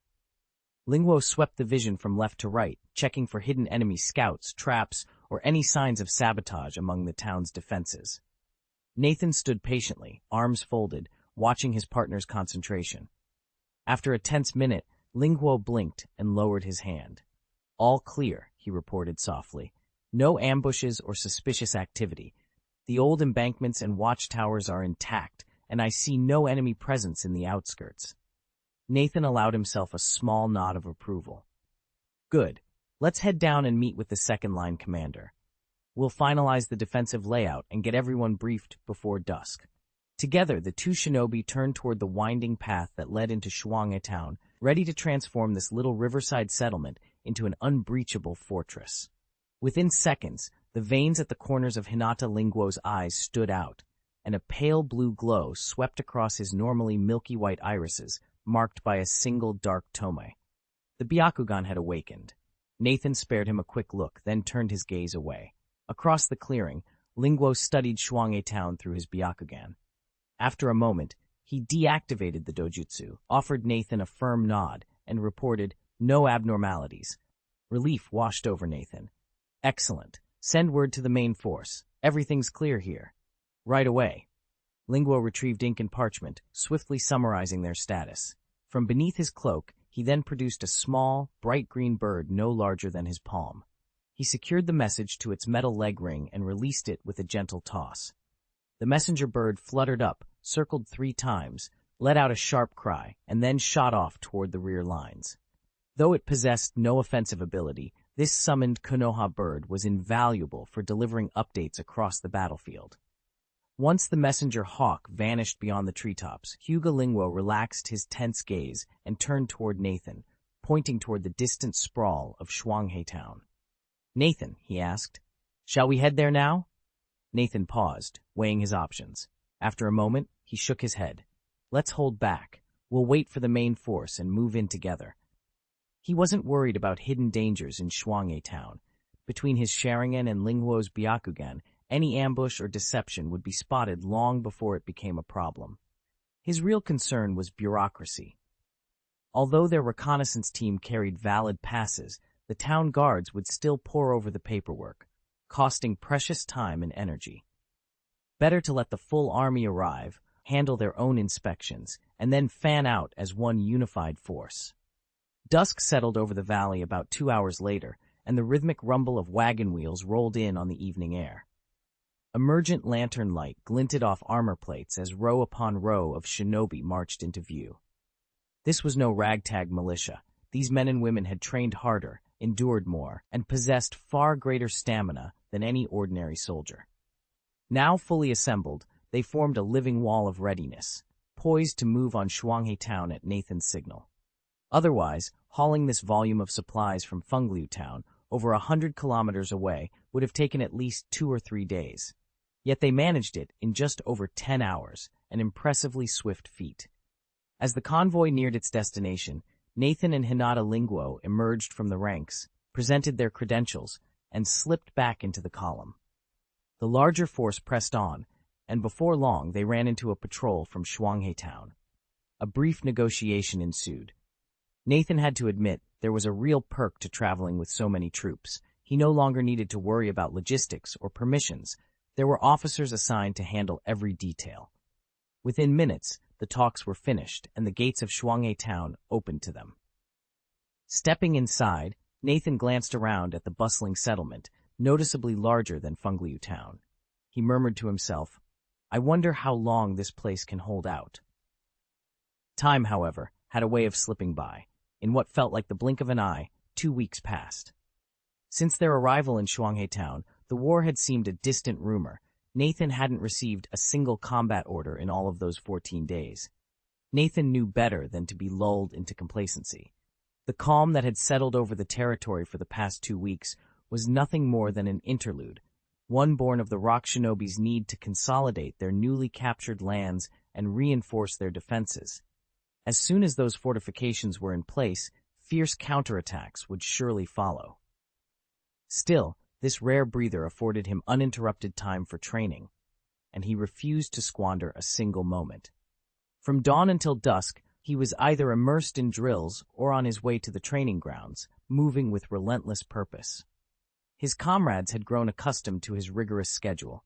At most, they shook their heads in admiration and murmured, "No wonder he wields such strength at his age. He's earned every bit of it." Spurred by his example, some of the other ninjas pushed their own limits further than ever before. Nathan barely noticed. He stuck to his personal regimen, meticulously refining each technique in turn.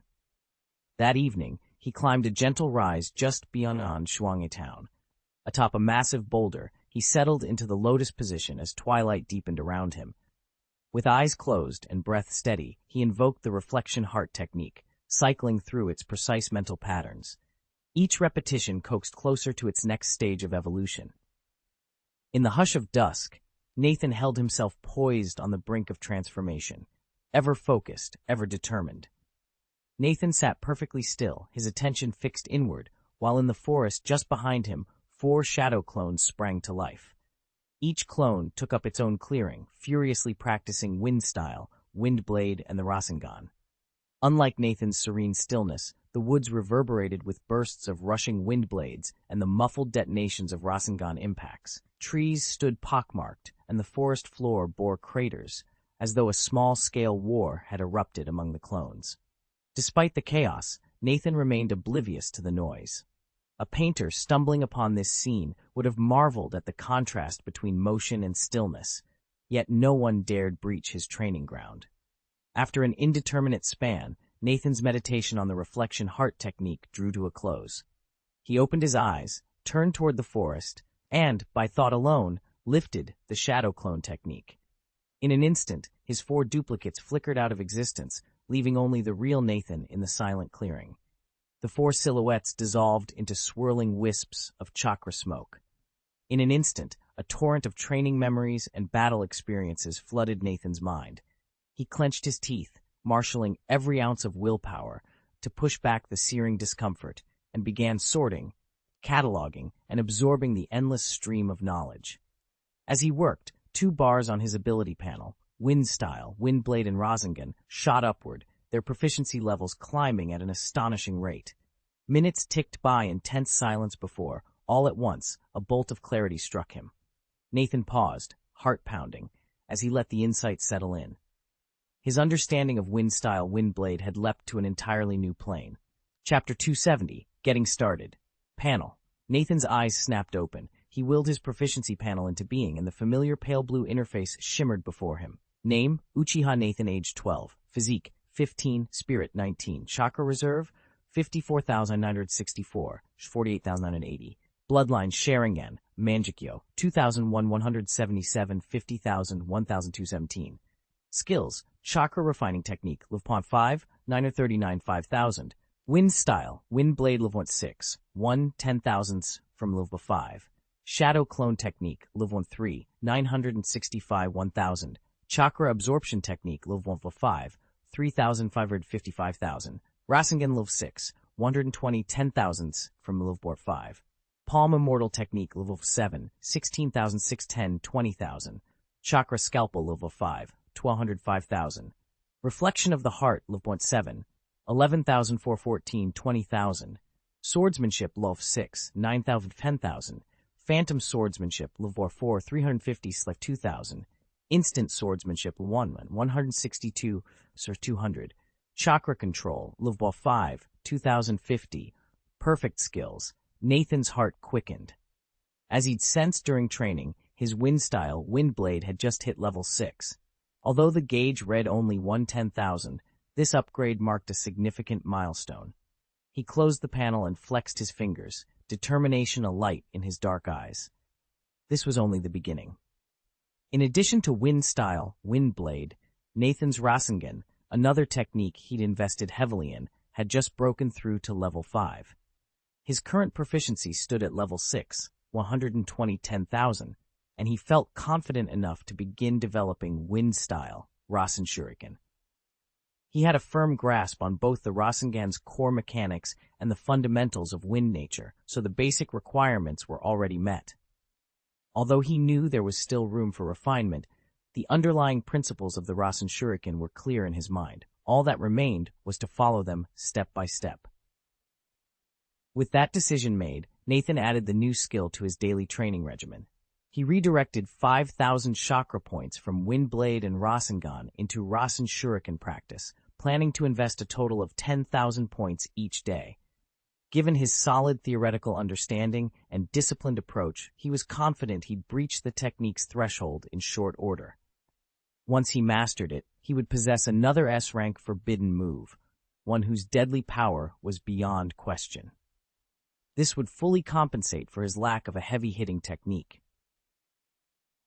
With that in mind, Nathan withdrew his focus from the world around him and examined the skills list on his panel.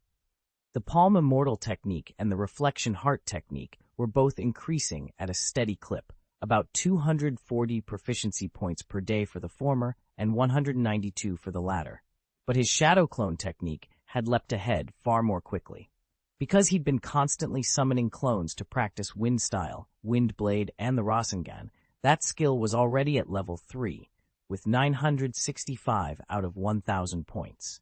At this rate, Nathan reckoned he'd break through to the next tier within 2 or 3 days. His basic sword art was advancing more slowly. Real combat practice had been scarce.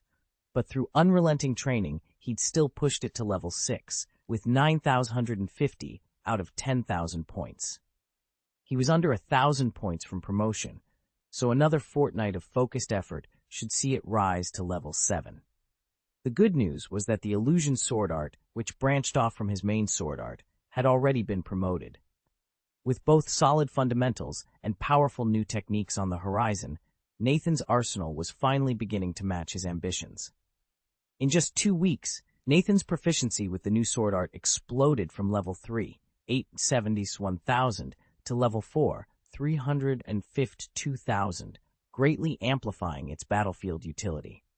He knew that, unleashed at its current power, the technique wouldn't merely stagger an opponent, it would plunge any wavering shinobi below Jonin rank straight into a fabricated illusion, leaving them completely vulnerable. Even full-fledged Jonin would find their perceptions scrambled. Paired with his card vision tactics, Nathan realized that in a one-on-one fight, he no longer needed to resort to his Mangekyo Sharingan to overwhelm, or even kill, a Jonin. Of course, toppling Jonin was no longer his true ambition. His eyes were set on Kaji-level adversaries. Unless a group of Jonin struck him simultaneously, he felt untouchable. Satisfied, he glanced over the still-locked instant sword technique, closed the proficiency panel, and returned to training. This session he summoned 5 shadow clones. 4 of them drilled relentlessly on Wind Style, Windblade, and the Rasengan, while the 5th pondered the next evolution, Wind Style, Rasen Shuriken. As their chakra crackled in the air, Nathan stood at the center, directing their efforts, one step closer to mastering the power that would let him stand toe-to-toe with the very strongest. Nathan continued to refine his Palm Immortal technique and Reflection Heart technique, fortifying his body even as his Sharingan continued its slow evolution. 2 days later, he finally saw the fruits of his relentless training. His Shadow Clone technique had leveled up from 3 to 4. This upgrade raised his clone limit from 10 to 15 and reduced the chakra cost per clone from 8% to 7%. It was only a 1% saving, but when he was creating dozens or even hundreds of clones in a single session, that small reduction added up quickly. Moreover, the newfound level brought a marked improvement in clone stability. Now, each shadow duplicate could remain active far longer without dissipating, giving Nathan the perfect opportunity to practice his wind style, Rasen Shuriken, with greater endurance and precision. After just 2 days of relentless training, Nathan had fully mastered the wind style, Rasen Shuriken, an achievement far beyond even Naruto's earliest attempts. Back then, Naruto needed to summon thousands of shadow clones and train for days on end before finally shaping the wind-infused Rasengan into a working Rasen Shuriken. Nathan, by contrast, used only a single clone and perfected the technique in 48 hours. What explained this staggering difference? First, Naruto began with no clear blueprint. He had to feel his way through the properties of wind chakra, what it looked like, how it flowed, the precise way to bend it around the spinning sphere. Every adjustment came by trial and error. Nathan, however, studied the theory thoroughly before he ever formed a chakra ball, so when it came time to experiment, he already knew exactly what transformations he needed. Second, Naruto's chakra control was hampered by the Nine Tails' presence. To keep that immense beast's chakra from surging and overwhelming him, Naruto had to spend countless hours refining his control just to maintain a standard Rasengan. Nathan's chakra, unencumbered by any tailed beast, responded to his will with ease. Every twist of wind, every ounce of force, he commanded precisely. Finally, Naruto's own Rasengan mastery, at that early stage, was only average. He'd barely polished the original technique when he tried to add wind nature. Naturally, it demanded extra effort and energy. Nathan entered the process already a Rasengan prodigy. His foundational skill was so strong that reshaping the sphere into a spiraling shuriken cost him little more than concentration and a few practiced hand seals. In short, Nathan's clear strategy, flawless chakra control, and superior Rasengan proficiency combined to accelerate his progress. Where Naruto once struggled step by painstaking step, Nathan leapt to success in record time. The wind style, Rasen Shuriken, was now his to command, swiftly, cleanly, and without hesitation.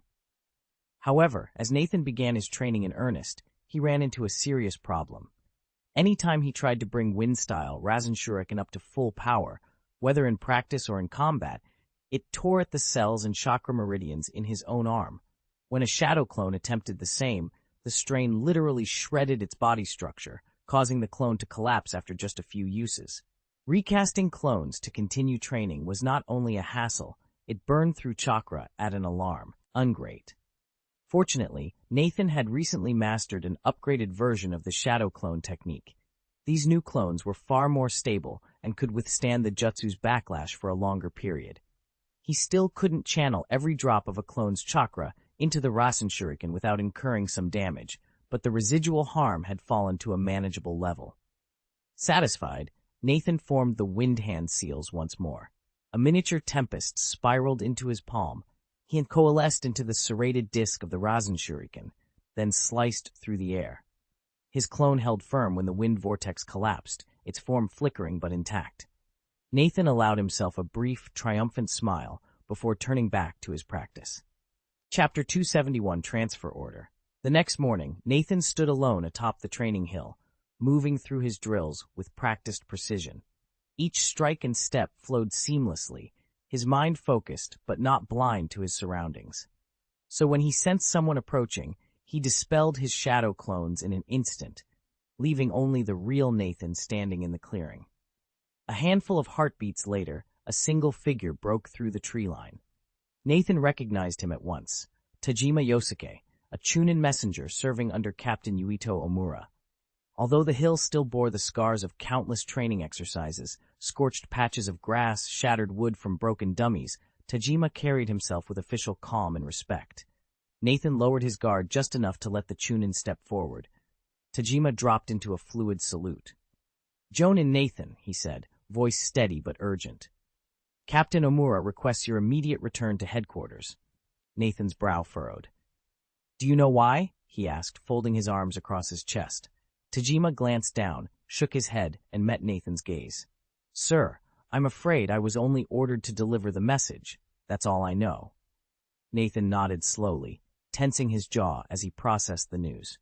Without another word, he sheathed his kunai, straightened his uniform, and prepared to depart, Whatever awaited him at headquarters, he would face it head-on. Nathan frowned as he watched the distant dust clouds. Something about the rock ninja's sudden movement didn't add up. Yesterday's reconnaissance had reported incomplete deployments. They shouldn't be able to strike this fast. What was happening? He nearly lost himself in speculation before a familiar voice cut through his thoughts. "Jonin, Nathan?" Startled, Nathan snapped upright. He set aside his doubts, stowed his gear, and fell in step with Tajima Yosuke's squad. Rather than chase rumors here in the field, he'd get the facts straight from Omura Yuito back at Shuange Town. Half an hour later, Nathan emerged from the command center under the town's wooden gates, his expression still tight. He'd just learned from Yuito that there was no sudden enemy breakthrough. Instead, base command had issued a transfer order. Nathan was to report back to the main camp immediately. He paused at the edge of the plaza, considering the implications of a direct recall. Whatever was waiting for him at headquarters, it clearly couldn't wait any longer. Nathan stared at the transfer order in his hands. There were no instructions beyond a single line. Return to base as soon as possible. The vagueness only deepened his unease. A chill crawled up his spine, as if someone were laying a trap for him. Though it was only a hunch, it felt uncomfortably real, and he couldn't shake the feeling that it was connected to this sudden recall. "Am I just being paranoid?" he asked himself, forcing a bitter laugh. He shrugged off the doubt. Even at his current strength, few in the ninja world could truly challenge him, but better safe than sorry. He refused to be caught off guard or dragged down into disrepute. More than that, he was determined to unmask whoever was conspiring against him. "I hope it isn't you," he thought, remembering the sinister face that had flickered through his mind. Back at his quarters, Nathan moved with purpose. He packed his belongings swiftly, shouldered his gear, and departed Shuange Town without delay, bound for the base camp. Time rewound one day earlier. Base camp. Headquarters foyer. After wrapping up his official duties for the day, Orochimaru massaged his temples in weary frustration, took a long drink of water, and headed back to his private quarters. As soon as he lifted the tent flap, he froze, danger glinting in his dark eyes. A heartbeat later, it was gone, replaced by his usual calm. He stepped inside and closed the flap behind him, then settled into a low chair at the small wooden table. The interior was shrouded in silence and shadow. He sat still for several moments, as if listening to the silence itself. Then, abruptly, a soft, eerie chuckle broke the quiet. "Heh!" His voice echoed unnervingly against the taut canvas. "Since my old friend has come all this way, show yourself." Almost immediately, a faint rustling whispered from the far corner of the tent, like the sound of countless tiny feet scurrying across fabric. Orochimaru's lips curved into a pleased smile as he watched the darkness shift. Close to the ground, countless seed-sized insects crept forward in a writhing tide. Then, as one, they surged upward in a shimmer of black chakra. In an instant, they coalesced into a tall figure draped in a flowing ebony cloak, its face hidden deep within the hood. Orochimaru's smile widened. The guest had arrived. Orochimaru looked up at the newcomer, a faint smile curving his lips. Ryoma. Before him stood Danzo Shimura's most trusted operative, Aburame Ryoma. The crawling insect on the floor wasn't an ordinary bug, but one of the Aburame clan's parasitic insects, a living extension of its master. At Orochimaru's summons, Ryoma lifted his hood, revealing a stern, unreadable face. He wasted no time on greetings. "Orochimaru," he said evenly, "the situation on the Iwa front has stabilized. When will you carry out Lord Danzo's orders?" "Orders?" Orochimaru's eyes flickered with interest. He remembered all too well the secret message Danzo had sent over 2 months ago, directing him to transfer 2 young Uchiha survivors to the deadly mist-hidden battlefield. Back then, Iwagakure's defenses were stretched thin, and those Uchiha had proved indispensable in holding the line. For the sake of the overall strategy, Orochimaru had demurred, and Danzo, it seemed, had accepted the delay. Until now. Nearly 3 months had slipped by since the operation was put on hold. Orochimaru had all but forgotten about the 2 shinobi, until this morning, when Danzo brought them up again. A faint curiosity stirred in him. What had those young fighters done to draw Danzo's ire so sharply? Then again, Orochimaru no longer cared as desperately for the Sharingan as he once did, and he certainly hadn't been felled by Itachi Uchiha. His interest was mild, and he had no desire to quarrel with Danzo over it. After a moment's thought, he inclined his head and said, "Very well, I'll send them to the Kirigakure front lines right away. As for what follows." Before he could finish, Aburame Ryoma's cool voice interrupted him. "You needn't concern yourself with the rest." A slow, satisfied smile curled Orochimaru's lips. "Excellent." Without another word, Ryoma's form dissolved back into the swarm of insects clinging to his back, and he vanished into the shadows of the tent. Orochimaru watched the spot where Ryoma had stood until the last insect lifted away. Then he rose, stepped out of the tent, and made his way back to headquarters. Rather than heading to his private chambers, he strode straight for the archive rooms, eager to review the files on these two mysterious shinobi. The chunin on guard at the archive doors snapped to attention as Orochimaru approached, bowing swiftly in greeting. Orochimaru returned the salute with a calm nod and stepped inside. Moments later, two mission dossiers, one on Nathan and the other on Uchiha Shisui, were laid out on the central table. Orochimaru leafed through the reports with deliberate care. Every so often, his pale eyes glittered with an inscrutable light. After turning the final page, he paused. The last file detailed Nathan's solo victory over an Iwagakure Jonin at the Xiaotani village stronghold, a feat that had single-handedly saved the entire fortress. Scrawled at the bottom were two names, Instant Water Halt Technique and Ghost Sword, Nathan. He murmured the titles under his breath, lips curling into a slow, uncanny smile. The room seemed to grow colder as his laughter rose, low, penetrating, and utterly devoid of humor. When it subsided, he whispered to himself, "Danzo, let's see whether you can tame these two prodigies." A spark of anticipation laced his tone. Chapter 272, Return. Nathan had no idea of the secret correspondence unfolding between Aburame Ryoma and Orochimaru. All he knew was that the base command wanted him back immediately, and yet he didn't hurry. Each morning and evening, he paused along the dusty road to practice new techniques, refining his agility and chakra control. What could have been a day's march stretched into 3, and it wasn't until the late afternoon of the third day that he finally crested the ridge overlooking the camp's outer defenses. As the gates swung open, a rush of memories hit him. This was the very encampment he'd reported to fresh out of the academy, his first posting on the Rain Country front. Back then, he'd handled nothing more demanding than supply patrols. Now his skills had evolved far beyond those simple duties. More than a year had slipped by since then, more than a year in which friends, mentors, and classmates fell in battle, their names whispered in campfire roll call and never heard again. Nathan leaned on his staff, closing his eyes as a flicker of sorrow passed through him. The boy who'd arrived full of nervous hope was gone. In his place stood a shinobi tempered by hardship. He pushed the memories aside with a soft sigh and squared his shoulders. Ahead lay the inner defenses of the base, 3 checkpoint lines manned by alert sentries. The first patrol halted him almost immediately. "Name and rank," the soldier barked, prodding the folder of documents tucked in Nathan's belt. His identity was confirmed, the seal stamped, and he moved on to the second line. There, a pair of guards scrutinized his gloves and uniform for any sign of tampering before sending him onward. By the time he reached the final barrier, dusk had fallen, and the torchlights flickered against the stone walls. At last, Nathan crossed into the heart of the central camp. Familiar sights greeted him, rows of supply tents, the command tent's lamplight glowing warmly, and squads drilling on the parade field. He pulled a deep breath of cool evening air. Tomorrow, he would report in person to the commander and learn what tasks awaited him. But for now, he allowed himself a moment of quiet satisfaction. He was home. Nathan stepped out of the mission headquarters, fresh from completing his registration. He'd expected them to hand him a new assignment on the spot, but instead, the duty officer had granted him 3 days leave. As long as he stayed within the base camp's perimeter, he was free to go wherever he pleased.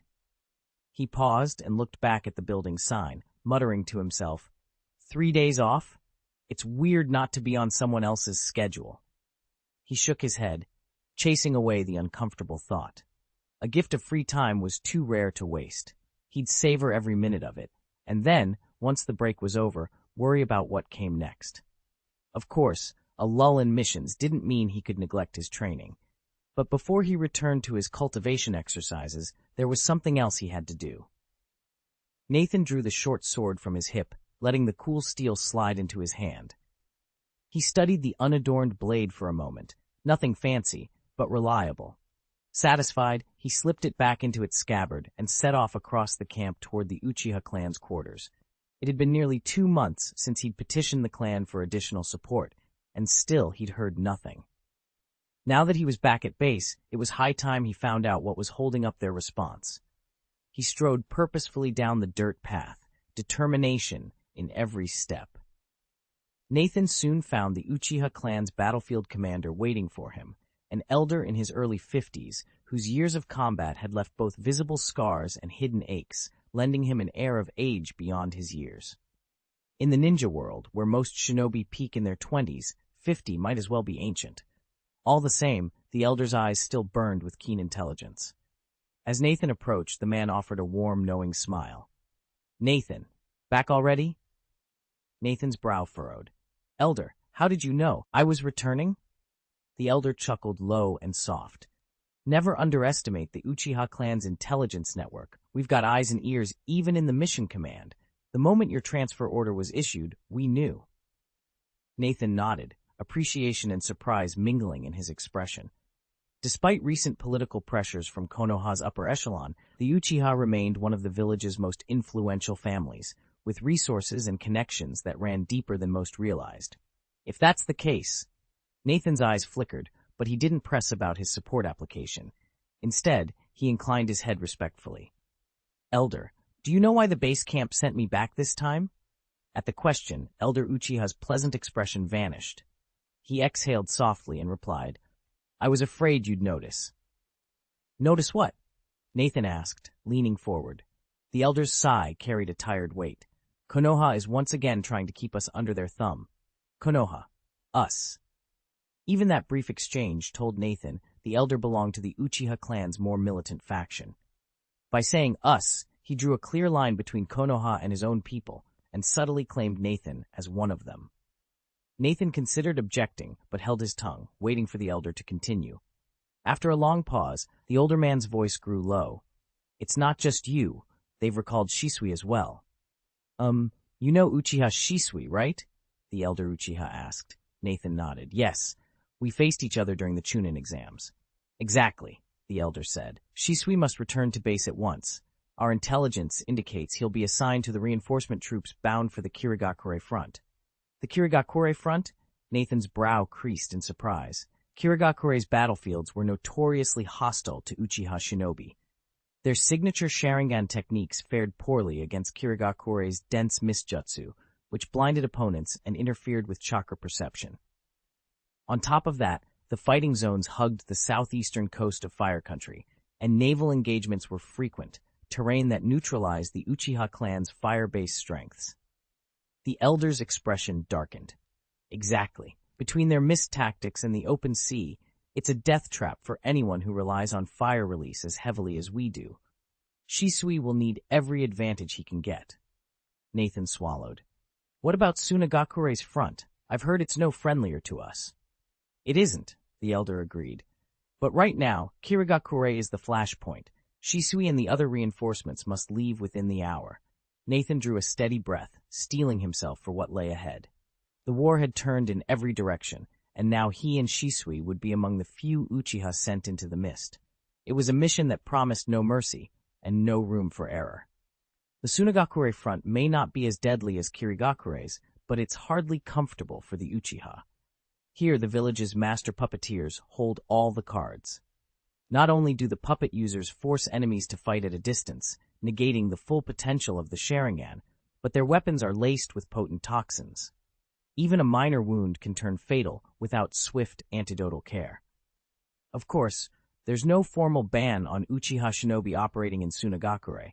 Anyone can be sent there, but in practice, over 80% of the Uchiha clan's forces are funneled into this and the Kirigakure fronts.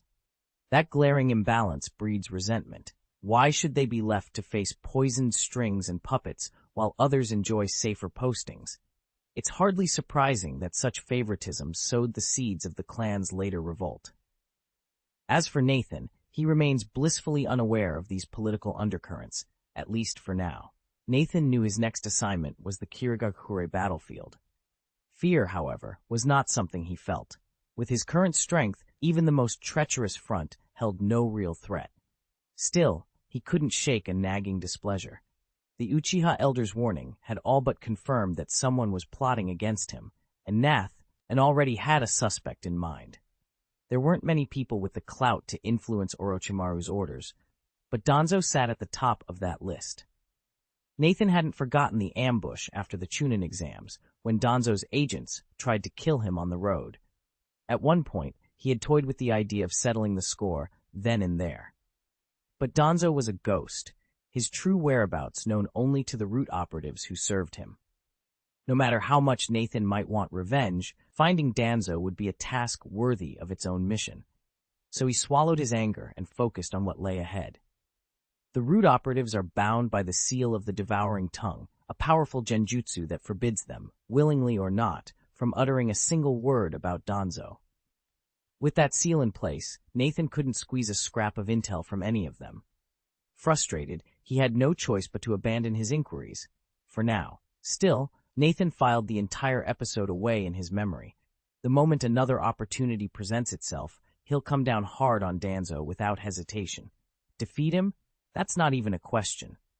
Admittedly, if Danzo ever regains a Sharingan arm, Nathan might need to up his game. Techniques like Izanagi and Mudan are no joke. But in Danzo's current weakened state, he's hardly worth Nathan's full attention.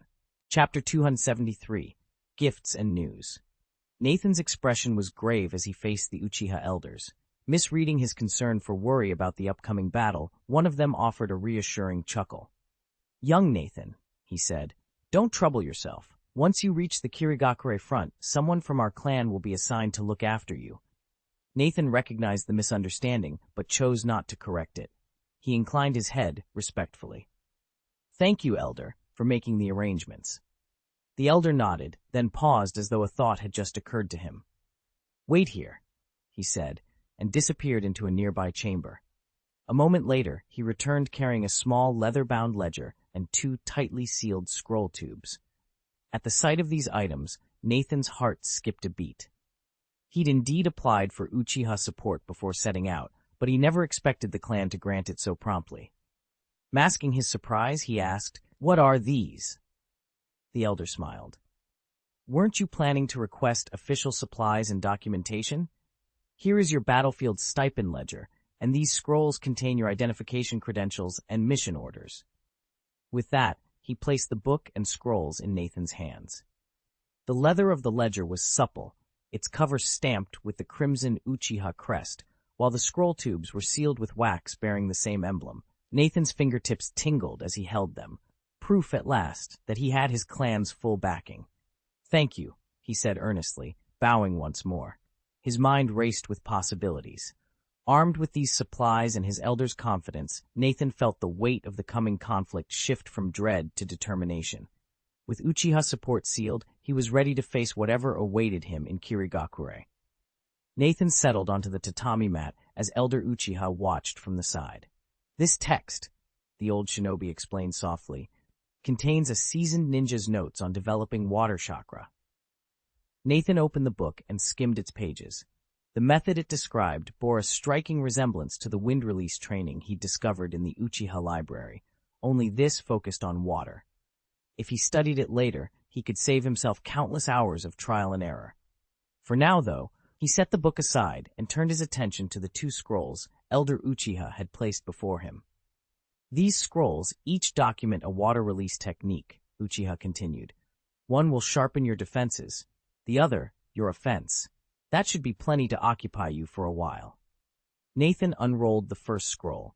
The elegantly inked characters outlined water release, water wall, a sturdy barrier perfect for blocking attacks.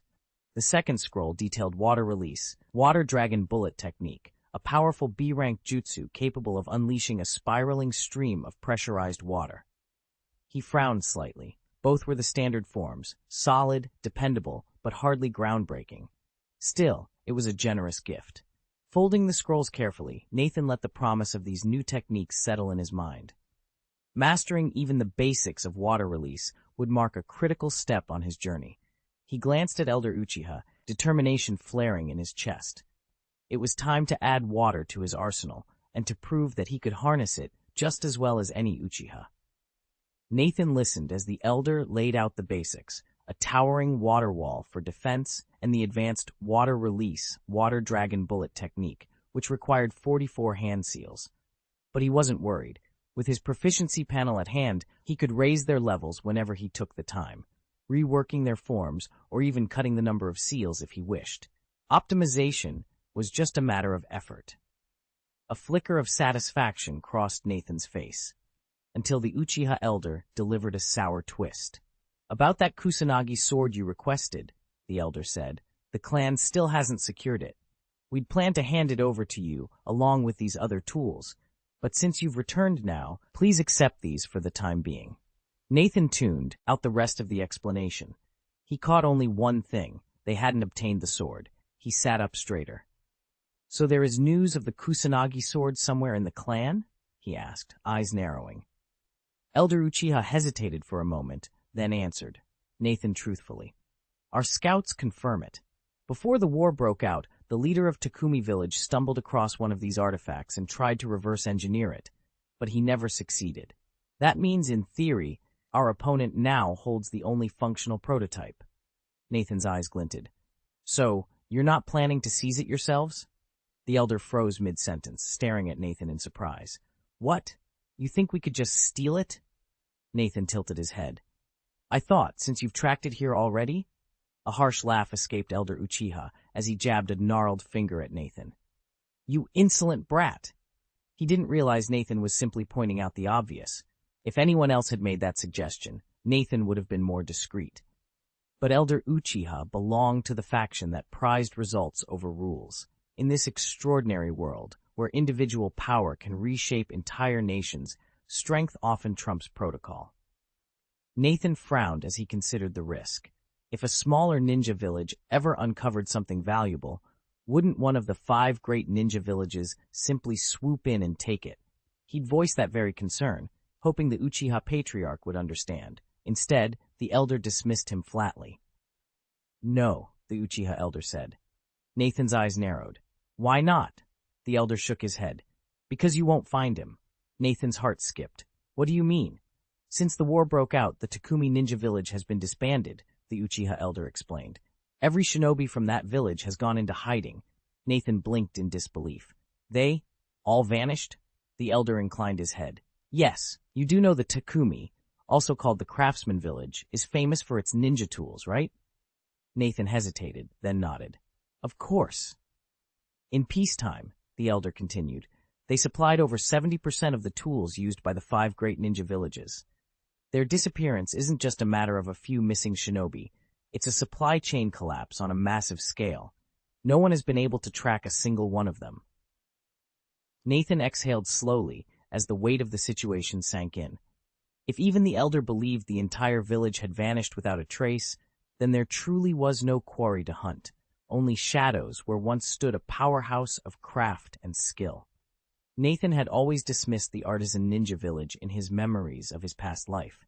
He never imagined just how influential it truly was until now, when everything finally clicked into place. The village was disbanded for a simple reason.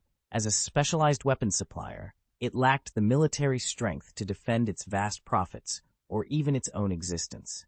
In peacetime, the artisan village could quietly turn a tidy profit, producing ninja tools without drawing much attention. But once war broke out, its very existence threatened to tip the balance of power.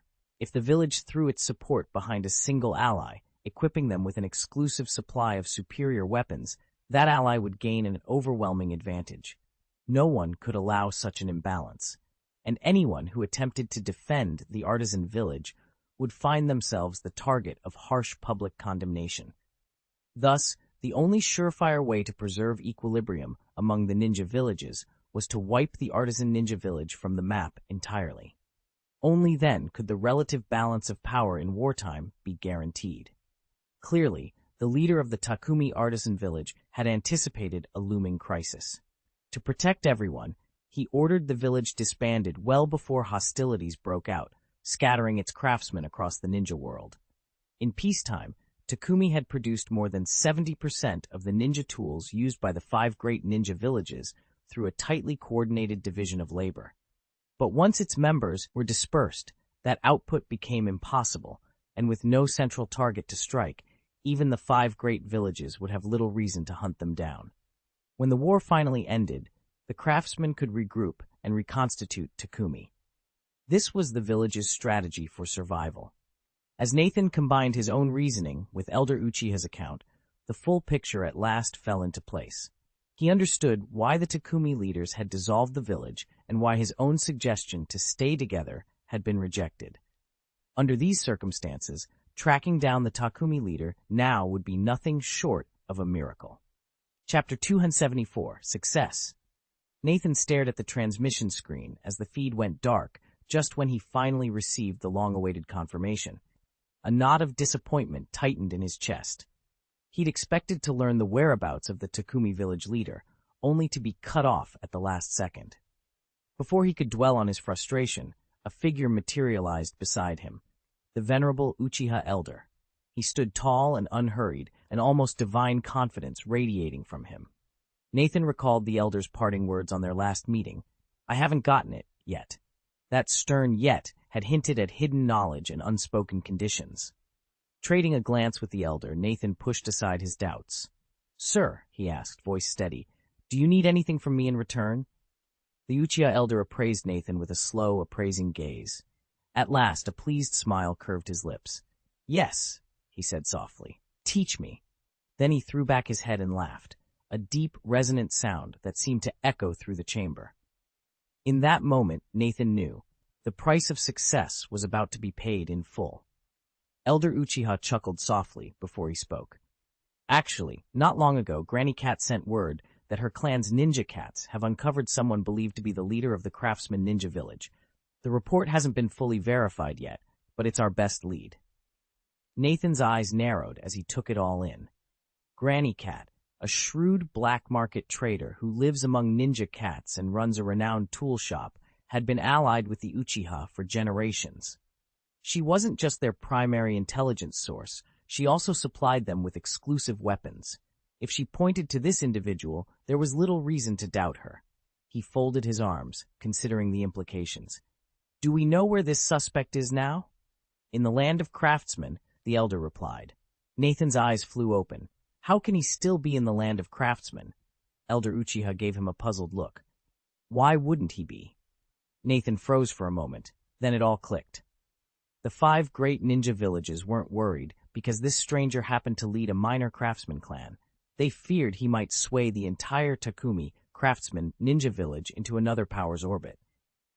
As long as he avoided anything overtly suspicious, like summoning all craftsman shinobi for a mass gathering, they'd probably let him stay.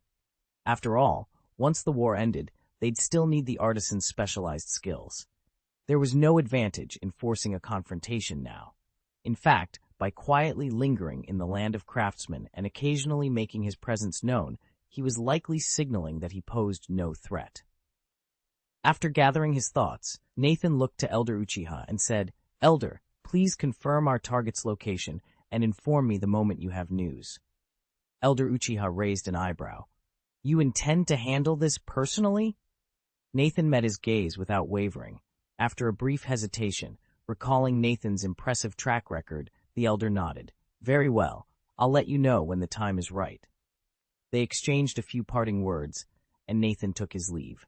Even at the end of the meeting, the Uchiha elders hadn't asked him to do anything more. He'd expected as much. What they truly wanted was a show of allegiance, not a binding order, at least not yet. That was why Nathan had pressed them so directly.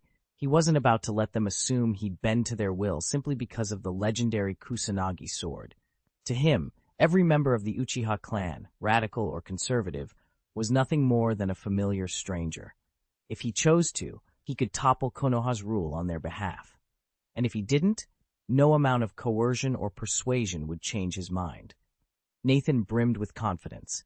He had already awakened the Manjikyo Sharingan, and his strength was growing by the day. Before he knew it, Night had passed, and dawn broke. Nathan made his way to the familiar training grounds in the northwest corner of the base camp. He didn't bother creating a shadow clone after such a long absence. Today he'd tackle the jutsu himself, water release, water wall formation.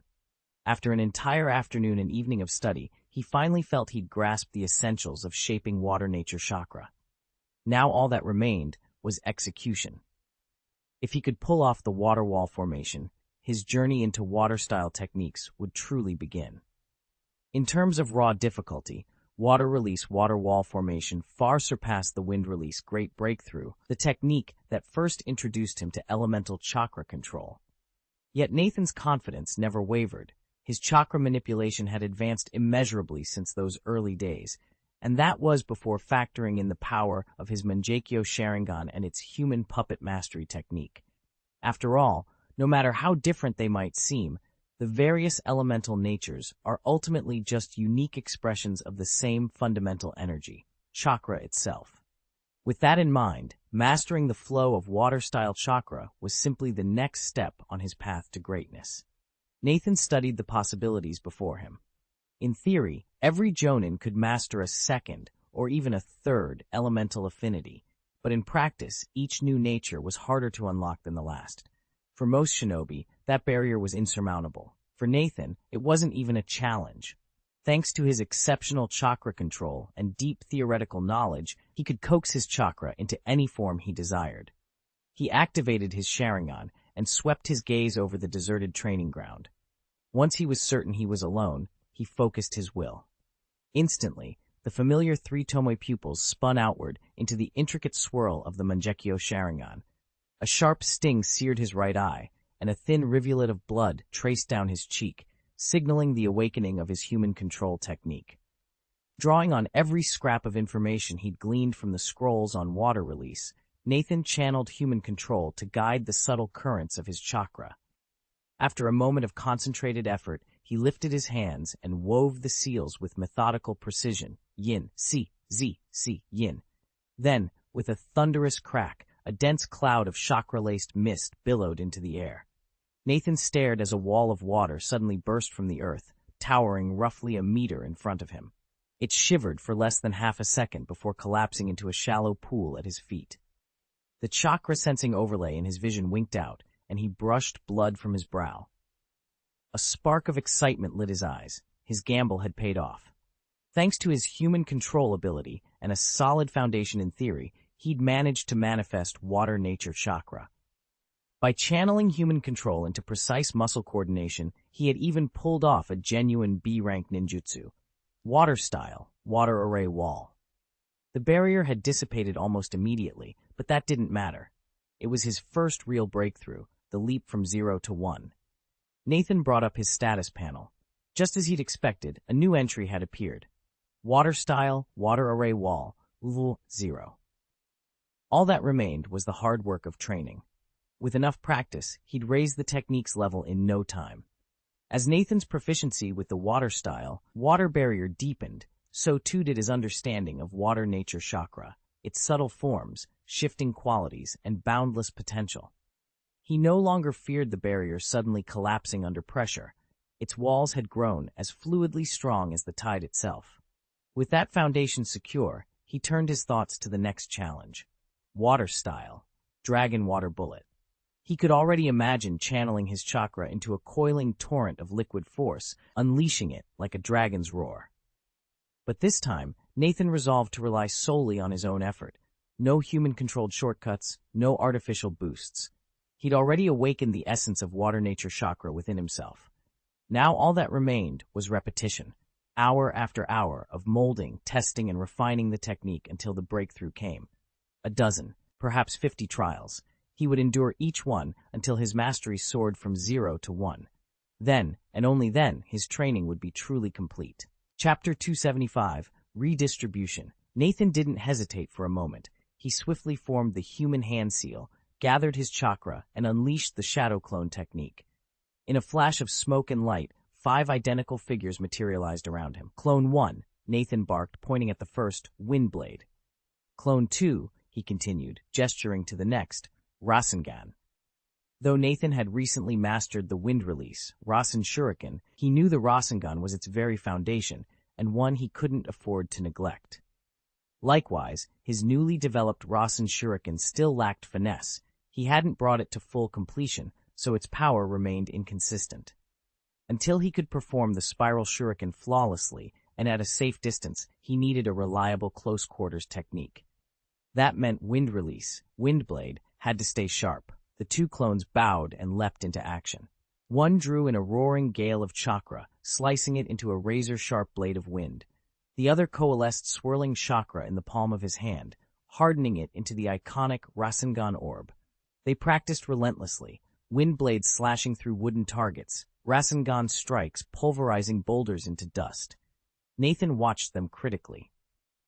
As long as his spiral shuriken hovered below 100% mastery, and his only guaranteed powerhouse was the wind blade, he couldn't afford complacency, yet he felt a stirring question at the back of his mind. Once he could launch the Rasen Shuriken flawlessly from afar, would he still rely on wind blade? Or would he finally leave it behind for good? Determined to find out, Nathan resumed his own training stance, drawing in a fresh surge of chakra. The path to perfection lay ahead, and he wouldn't rest until he'd claimed it. Nathan figured that by then, his wind blade would already be perfected, so there was no need to worry about it anymore. Dismissing two of his shadow clones, he turned to face the third. Without waiting for instructions, the clone spoke up. "I'll practice wind release spiral shuriken then," it said. Nathan nodded. "That's right." The clone gave a casual shrug and stepped aside. Out of all his jutsu, the spiral shuriken was undoubtedly the most demanding, but as a fragment of Nathan himself, it had no complaints. He then shifted his attention to the remaining two clones, whom he had designated to train in water release techniques. One was working on water release, water formation wall, and had already made that crucial initial breakthrough. All that remained was to accumulate experience and slowly raise its proficiency. The other clone was left to explore water release, water dragon bullet technique on its own. Nathan's expectations for that student were modest. Learn what you can, improve at your own pace. Nathan only needed one breakthrough before noon.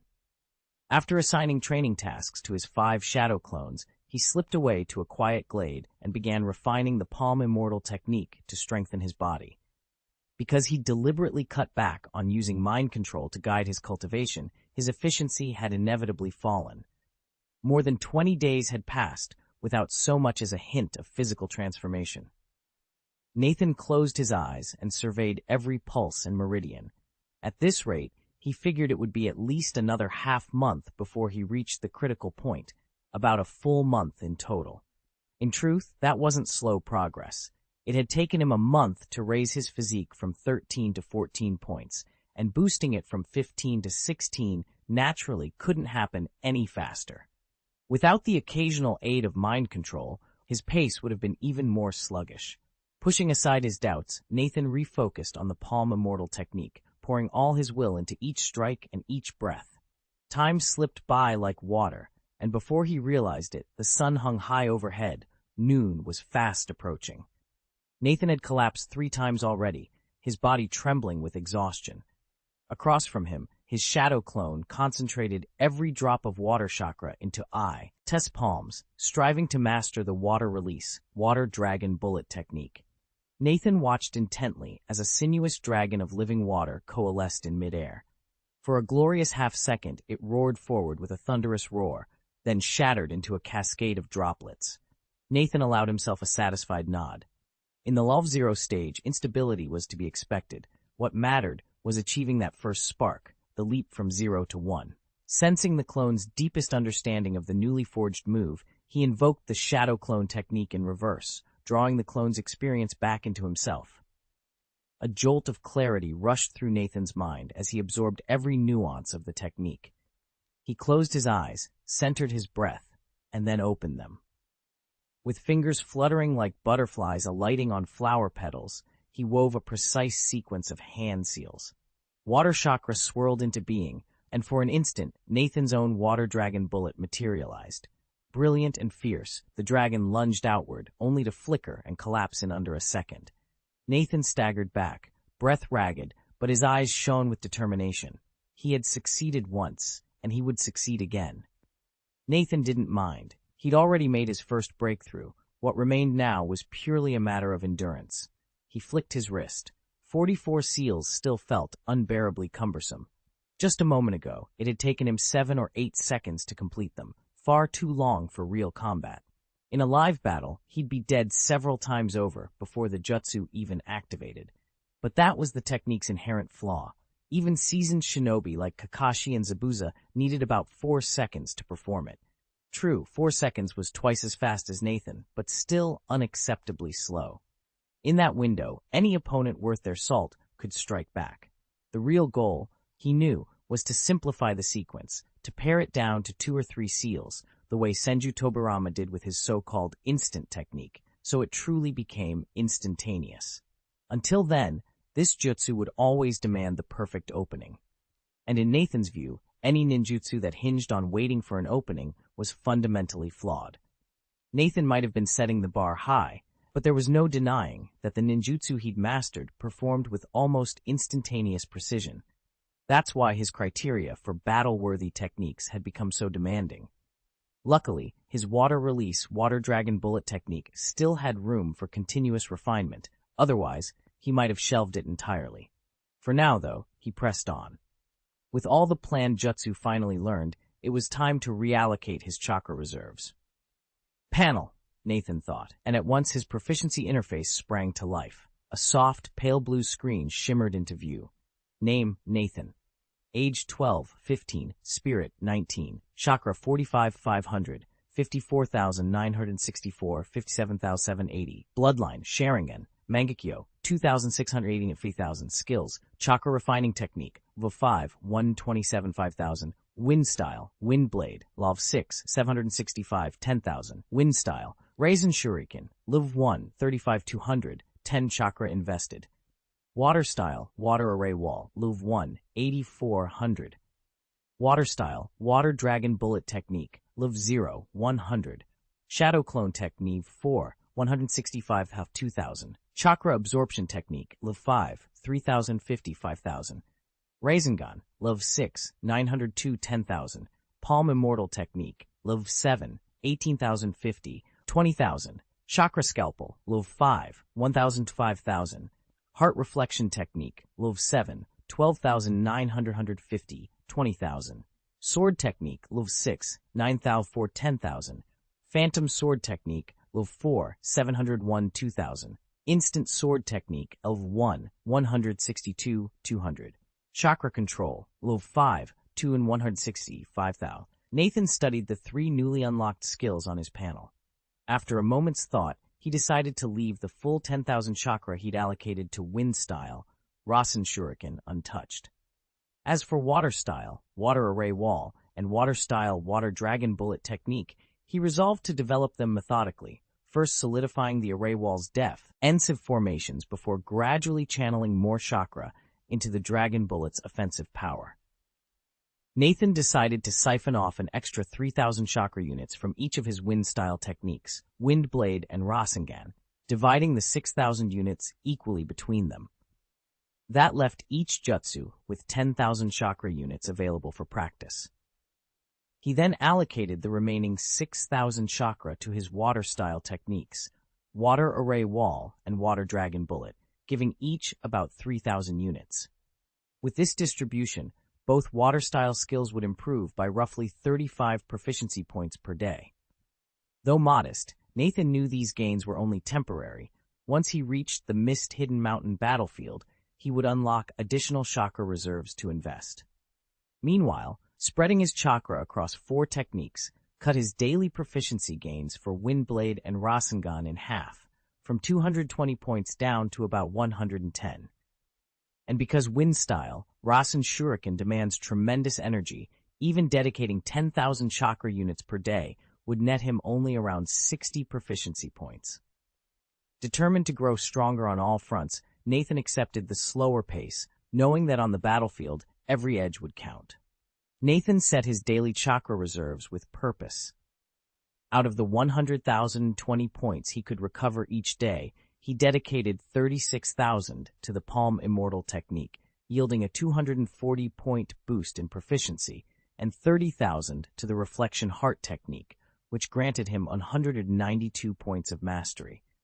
With every spare point now assigned and no foreseeable reason to alter his plan, he resolved to maintain this distribution going forward. Having finished his allocations, Nathan felt a notable clarity of mind. Wasting no time, he dove straight back into his practice, his focus sharper than ever. Chapter 276.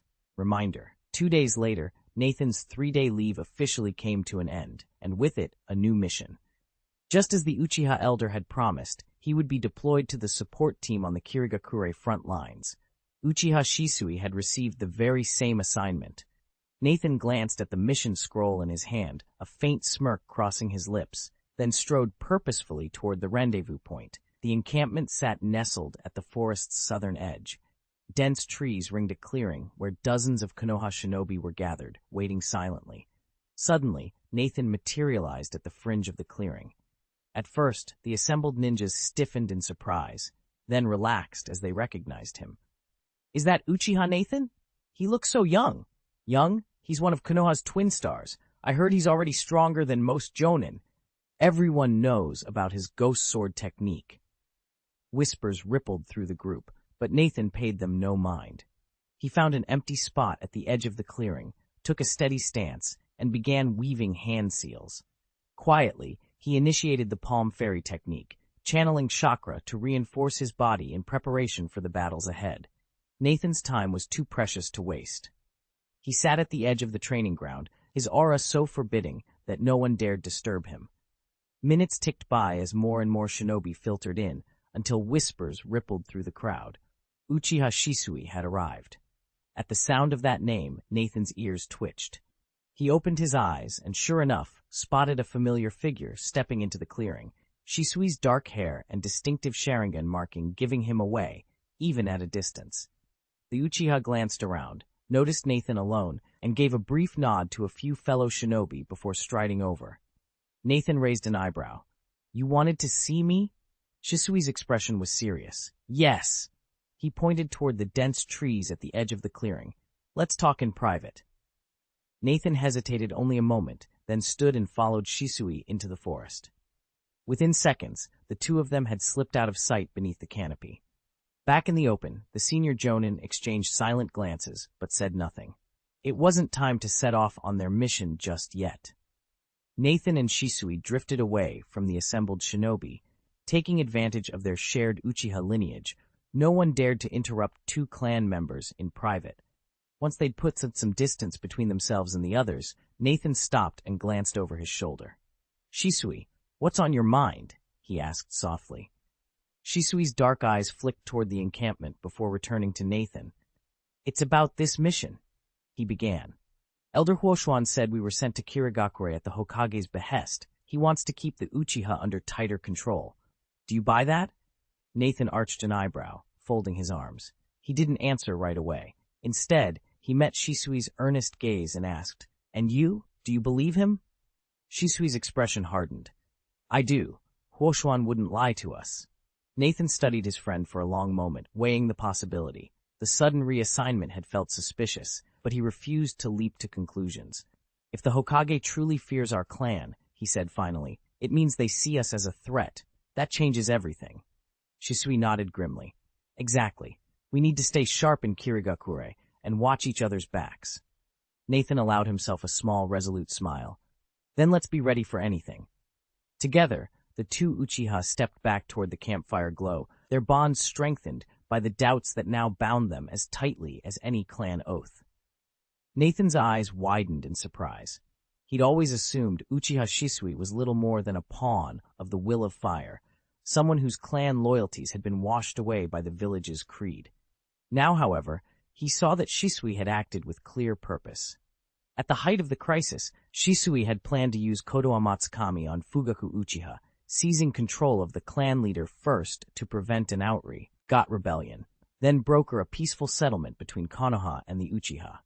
He'd struck a careful balance, honoring both his duty to the village and his duty to his family. That, Nathan realized, was hardly the blind zeal of a brainwashed shinobi. By contrast, Itachi's answer had been brutal and absolute. He wiped out his entire clan to protect the village from civil war. But if a civil war would claim countless lives, were the Uchiha he slaughtered somehow less human? As the proverb goes, the tail wags the dog, and for an Uchiha, clan comes before all else. Only then can one truly call himself a shinobi of Konoha. Nathan frowned as he replayed the events in his mind. Even if the Uchiha weren't shackled by pride, they could have taken a page from Shisui's book, seeking a solution rather than wiping out their own. What good is the Mangekyo Sharingan if you don't use it to its fullest? With that power, Shisui could have bent half the clan to his will without shedding blood. And if persuasion failed, taking out a few key leaders would at least delay open conflict. But they chose outright massacre. No matter the excuses, it was an unconscionable decision. Before Nathan could dwell longer, Shisui's soft voice came through his communicator. "There's no denying Konoha is gunning for the Uchiha," he said, "but I believe someone at the very top has been steering them in our direction." Nathan sat up. "You found proof?" Shisui sighed. "I looked into the two you mentioned, General and Elder Danzo. I went over everything in secret. Their bias against the Uchiha is blatant. They're the ones pulling the strings." Nathan froze for a moment. Then the memory struck him. After the Chunin exams had ended, their team had been ambushed and slaughtered by root operatives on the return march. He'd let slip hints to the Konoha leadership, especially to Uchiha Shisui, about Gen's involvement and Danzo's backing, just to provoke a reaction. Now those rumors seemed to have taken root. Shisui, however, had no way of knowing Nathan's true intentions. He frowned, voice low and cautious. "I suspect Elder Danzo arranged the hit. If I'm right, we could be next." "Next," Shisui echoed, tension threading through the word. A cold smile curved Nathan's lips. He leaned in, almost casually. "Trouble, you say? Then eliminate it." Nathan's tone was even, but the meaning behind it carried a knife's edge. Shisui felt an involuntary chill crawl up his spine. He blinked, caught guard by the ruthless clarity in Nathan's eyes. When he looked again, Nathan had already turned away, his steps confident and unwavering as he disappeared into the shadows. Uchiha Shisui hurried after Nathan and called out, "Nathan, what do you make of the feud between the village and our clan?" Nathan paused for a moment but didn't bother to look back. "It's just a struggle for power," he said coolly. "There's nothing more to it." With that, he turned and walked away. Shisui watched his retreating figure, quietly murmuring to himself, "A struggle for power, huh?" Nathan hadn't offered a glib answer to mislead Shisui. This was exactly how he saw it. The friction between the Uchiha and Konoha boiled down to one thing: an unfair share of authority. As one of the two founding clans of the village, the Uchiha should have had a strong voice in its affairs, but over time they'd been marginalized. Proud by nature, they could not accept being sidelined. Small grievances piled up until open hostility became inevitable.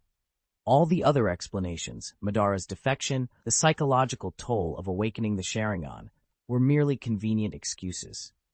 In the 2 years Nathan had spent among the Uchiha, he'd never met anyone who could fairly be called insane.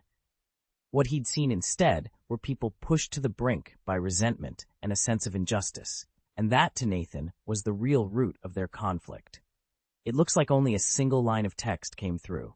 Could you please paste the full chapter or the excerpt you'd like rewritten?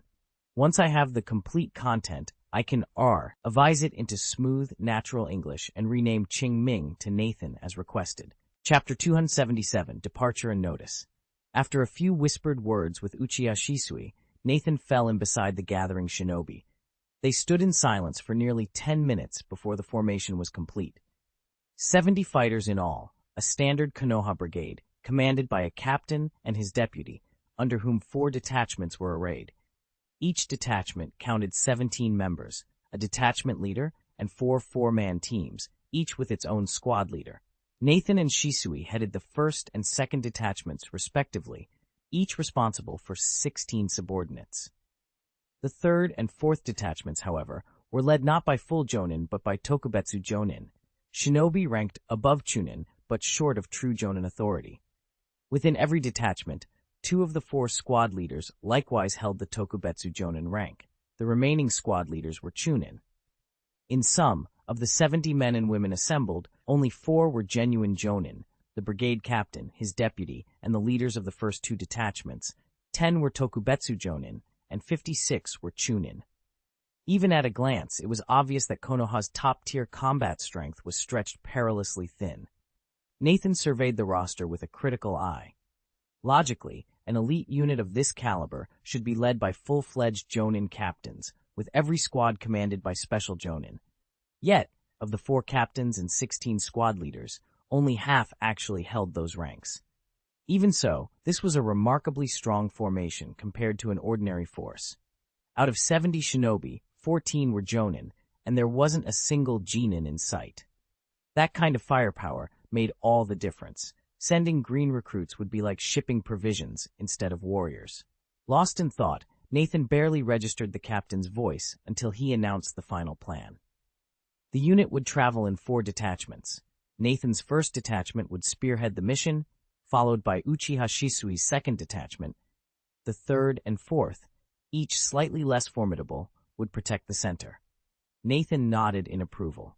He preferred shaping events rather than reacting to them, and if leading the way meant holding the initiative, so much the better. Everything was in place. Under Nathan's orders, the expedition split into 4 groups, arrayed in their familiar 1-2-1 scouting formation, and pressed onward. Their route was clear.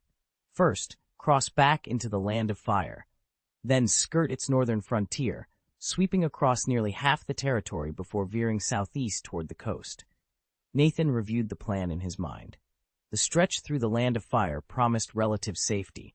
Danzo's forces would be hard-pressed to strike openly under the Hokage's watchful eye. But the sections beyond those borders, and especially the final approach to the Kirigakure battlefield, remained perilous. Danzo might choose to ambush them either before they left the Firelands or wait until they reached the mist-shrouded front lines. Either way, vigilance would be their greatest asset. 2 days slipped by in a blur of light travel and constant alertness. Each morning they rose before dawn, moving swiftly for over 10 hours under a canopy of pines and cedars. Then, just as dusk fell on the second day, Nathan led the last formation across the stone-paved border gate. The land of rain lay behind them at last, and before them stretched the sun-baked plains and rugged hills of the Land of Fire, glowing crimson in the sunset. Nathan raised his head, letting the warm breeze carry away the chill of the mist. "Stay sharp," he told his team. "We've crossed back into hostile territory. Keep your eyes open and your guard up. Danzo could strike at any moment." With that, they pressed forward into the fire country, ready for whatever dangers lay ahead. Nathan remained on edge throughout the journey, half convinced an ambush was waiting around every bend. Yet day after day passed without incident, and the road proved surprisingly placid. Ironically, that very calm only heightened his unease, as though a gathering stone path lurked just out of sight. But when he reminded himself how far his abilities had come, he relaxed again. After all, one well-trained shinobi could hold off 10 ordinary foes. As long as he stayed alert and didn't make a careless mistake, Danzo's hidden assassins had little chance against him. "All right, that's enough for today," he called. With the sun dipping low, Nathan ordered his squad to halt. Moments later, 3 rear detachments arrived and took up positions nearby. Instead of pitching a campfire and cooking a meal, each soldier swallowed a military ration pill, immediately replenishing chakra and physical strength, and then settled down to rest. Nathan, however, lingered on his feet. He slipped through the small cluster of trees, found a sturdy branch on a large oak, and sat cross-legged. After closing his eyes to sense the flow of chakra within him, he confirmed his reserves remained brimming. Satisfied, he began the slow, deliberate meditative movements of the reflecting heart technique. Nathan had discovered a crucial difference between his 2 new techniques. The Palm Immortal technique could be performed on the move, but the reflecting heart technique demanded absolute stillness. The reason was simple. As the reflecting heart technique activated, it overloaded his Sharingan, forcing his mind to constantly recalibrate. Any motion during that process only blurred his vision further, so he had to stop completely each time he practiced it. Minutes ticked by until night fell. Finally, Nathan set aside his training and seized a few precious hours of rest. For 2 days straight, his routine had been relentless. By daylight, he drove himself through the palm immortal technique, reinforcing his body. By night, he remained motionless, channeling the reflecting heart technique to accelerate his Sharingan's evolution. Not a single second went to waste. His only frustration was that, on this mission, he couldn't deploy his shadow clone technique to multitask.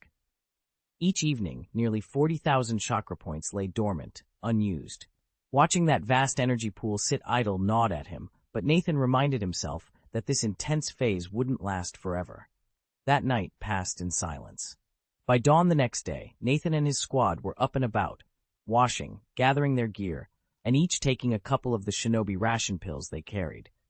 Their orders were clear: travel for 4 days across the western reaches of the Land of Fire, then on the 5th day, reach the southeastern coast. It seemed a safer route, at least Nathan had thought so. But just half a day into their march, Nathan suddenly halted the column with a sharp command.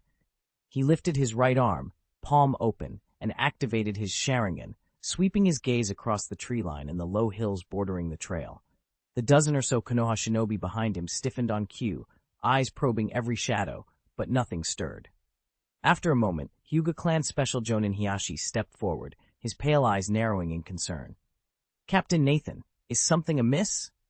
Nathan lowered his arm, his Sharingan still active. "I sense someone watching us," he said quietly. "Stay alert." Nathan's senses prickled, a faint presence brushing against his awareness. He flipped his Sharingan open, the crimson swirl in his iris cutting through the forest gloom, but saw nothing. Lowering his gaze, he turned to the Hyuga Special Jonin beside him. "Feihua," he said, voice low, "open your Byakugan and sweep the area.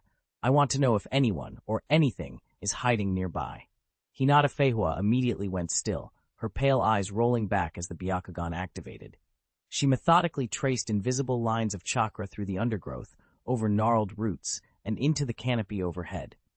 After a breath or two, she blinked, her vision returning to normal. "Captain," she reported, shaking her head, "there's no sign of any intruders." Nathan pressed on, unwilling to accept her answer. "What about unusual chakra signatures? Anything out of place?" She hesitated only a moment. "Nothing except the forest's normal life force. Plants, birds, animals. No threats detected." He frowned, certain he hadn't imagined the sensation. Scanning the tree line one more time, he muttered, "If someone's watching us, they're hiding too deep for even the Byakugan. Stay alert."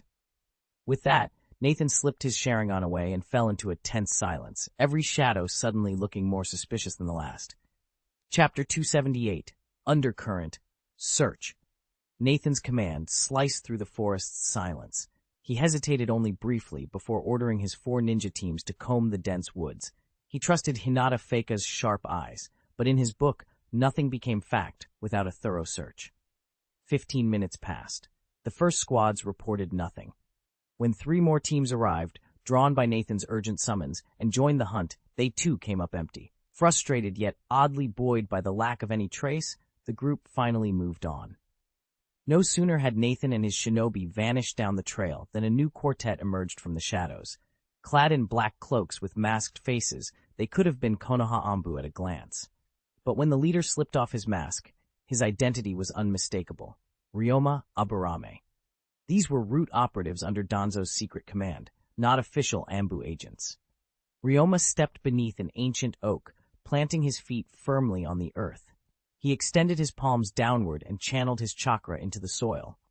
Within moments, scores of minute insects, no larger than sesame seeds, crept from the dirt and swarmed into his hands, ravenously consuming his chakra. These were no ordinary bugs, and Ryoma's calm, intent gaze left no doubt that Konoha's peaceful veneer hid darker currents. These parasitic insects are unique to the Aburame clan, specially bred and mutated for covert surveillance. Because their chakra signatures are far weaker than ordinary insects, they slip past even the keenest detection. That's why Nathan never noticed them. The unsettling sensation of being watched didn't come from the bugs themselves, but from Aburame Ryoma, who was using his clan's secret techniques to peer at Nathan through these tiny carriers. Unfortunately for Ryoma, the insect's minuscule size and near-absent chakra, combined with advanced aura suppression, kept them hidden from Nathan's reverse tracking. and Nathan's sharp reflexes only convinced Ryoma to keep his distance. He dared not get too close, yet abandoning the mission isn't an option. A root ninja follows orders to the death. Without a direct command from Danzo, they will not quit. Trained to suppress every instinct of self-preservation, they exist only to complete their task, even if it costs them their lives. Ryoma is somewhat different. As Danzo's right hand, he enjoys exceptional autonomy, empowered to make critical decisions on the fly, and he has no intention of calling this one off. Aburame Ryoma peered through the undergrowth, satisfied. Although Nathan had sensed something was off, he hadn't detected Ryoma's presence. And since their current orders didn't call for him to intervene directly, Ryoma resolved to let the mission play out on its own. No root operative would spring into action this time. Danzo had made that unmistakably clear. After hearing of Nathan and Uchiha Shisui's latest successes, Danzo abandoned any plan to dispatch his own shinobi against them. It wasn't mercy that stayed his hand, but prudence. A direct attack risked tipping off their enemies. Instead, during this window of insurance, he intended to use a borrowed blade, specifically the forces of Kirigakure on the battlefield.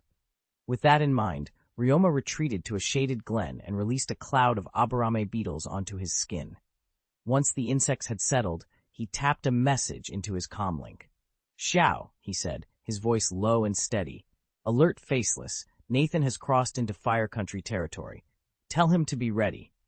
"Understood," came the crisp reply from the root operative at his side. Ryoma slipped into the shadows, his insects swarming to gather every scrap of intelligence, just as Danzo had ordered. His voice had always been hoarse, but filtered through his mask, it grew even more chilling. Yet the other root ninjas remained unmoved, like cold machines, utterly impervious to any external stimulus. After a curt acknowledgement, one of them raised his right hand, pressed his thumb to his lips, and drew blood. In the next instant, his hands blurred as he formed the Beth, Ive seals, Hai, Shu, Yu, Shen, Wei, and unleashed the psychic technique. A massive night owl materialized from swirling chakra. Without hesitation, the ninja produced a pen and paper from his sleeve, scribbled a few urgent lines, then stuffed the note into the owl's beak.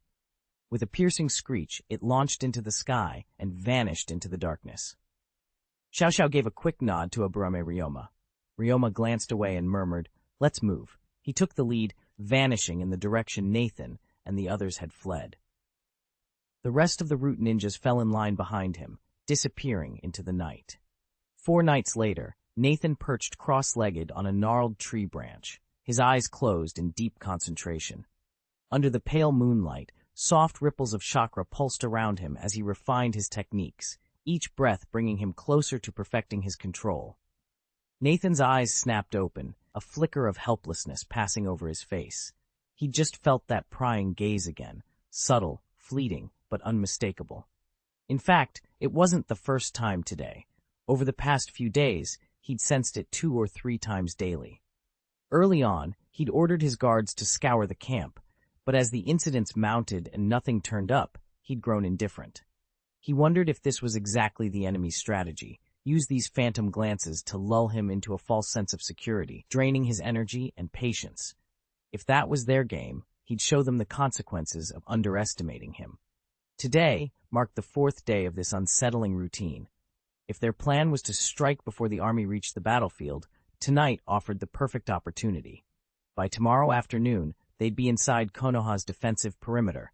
Any attack then would be infinitely more difficult. So Nathan decided he wouldn't sleep. He'd remain alert, ready to uncover whoever dared to watch him from the shadows and turn their own tactics against them. Nathan's spirit attribute stood at 19 points, more than enough to keep him alert without sleep for an entire day. Reclining against the broad trunk of an ancient oak, he let his mind drift, pondering their mission, when a faint crunch of footsteps broke the silence. He glanced up just in time to see Uchiha Shisui materialize from the shadows. In an instant, his signature body flicker technique, Shisui was standing before him. "What's up, Shisui?" Nathan asked, sitting forward. Shisui's ebony eyes were serious. They'd only exchanged words that morning before setting out and barely spoken since. Nathan knew this abrupt visit meant something was wrong. "I saw it too," Shisui said quietly, matching Nathan's gaze. Prying eyes? Nathan's heart skipped a beat. He'd sensed someone watching them earlier, but he hadn't been sure. Shisui nodded. I asked around. No one else noticed. Their perceptive skills must be lacking. If they didn't see it, then... They're after us, Nathan finished, frowning. He didn't believe their entire squad was oblivious. Neither he nor Shisui specialized in sensory ninjutsu, yet both had detected an unseen threat. Shisui's expression darkened.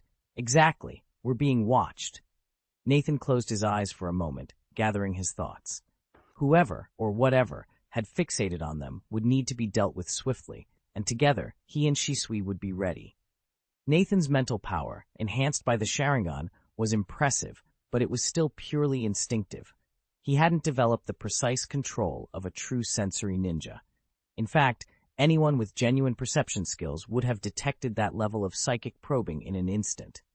After all, their team included 2 elite jonin from the Yamanaka clan, masters of telepathic reconnaissance, and neither of them had sensed anything amiss. It was obvious, then, that whoever was spying on them wasn't after Nathan at all, but had set their sights squarely on those 2 Yamanaka jonin. Chapter 79, Encirclement. The odds that Danzo is pulling the strings keep climbing, Nathan said softly. He replayed the morning's deductions in his mind. Whoever was spying on them had to be one of Danzo's operatives. No one else would single out him and Uchiha Shisui. If their real target were any of the other jonin on the team, it made no sense to bypass them both. And yet, despite a thorough sweep, they'd found nothing. Assuming neither of them was hiding evidence, the conclusion was unavoidable. They themselves were the mark. Shisui's normally placid features had darkened. He looked every bit as puzzled as Nathan felt. Why turn on your own allies when the war wasn't won yet? Nathan allowed himself a brief, inward smirk. If Shisui could have seen his private thoughts, he'd have realized just how naive the question was. In Nathan's past lives, and even in this one, he'd witnessed countless shinobi betray clan and country for personal gain. Ambition and fear made traitors of us all, sooner or later. For a moment, the 2 stood in silence, the tension between them palpable. Beyond the neatly formed walls of their defenses lay a web of intrigue, one designed to trap them both.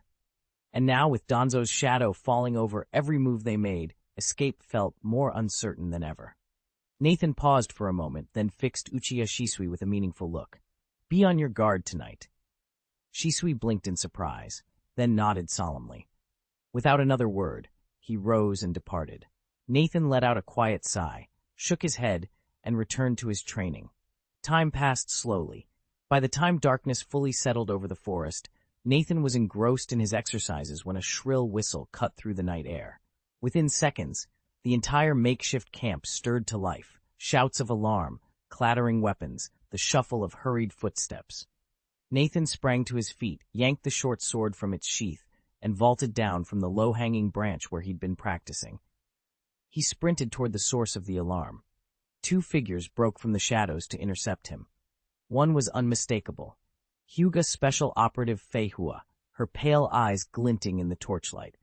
The other, a woman Nathan recognized only by her uniform, the camp's sentinel who should have been posted along the perimeter at this hour. Nathan's gaze flicked to the sentinel's hand, where a whistle still hung on a cord around her wrist. Of course, she'd sounded the alarm. Report, Nathan barked, skidding to a halt beside them. His heart pounded, every sense razor-sharp as he prepared for whatever threat had breached their defenses. Nathan appeared beside her in an instant. What's going on? He asked, his voice low and urgent. Hinata Feiwa's heart pounded so fiercely she thought it might burst through her ribs. Nathan's sudden appearance had startled her, but she forced herself to answer. Enemy units are closing in. How many? Nathan demanded. And what's their strength? Hinata took a steadying breath. 5 squads. No Jonin, only Jonin captains. Nathan's eyes narrowed. Elite operatives. Just as he opened his mouth to ask more, a sharp warning whistle split the air from the north. He and Hinata Feihua exchanged a tense look. Both knew what it meant. More coming, Nathan murmured. No sooner had he spoken than 2 more whistles rang out, one from the east and another from the south. They were surrounded. Nathan's eyes narrowed as he pieced together the strange disturbances of the past few days. Someone was watching them, and now it was clear that the shadowy figure behind it all had hired mercenaries to do the dirty work. It couldn't be the root ninja.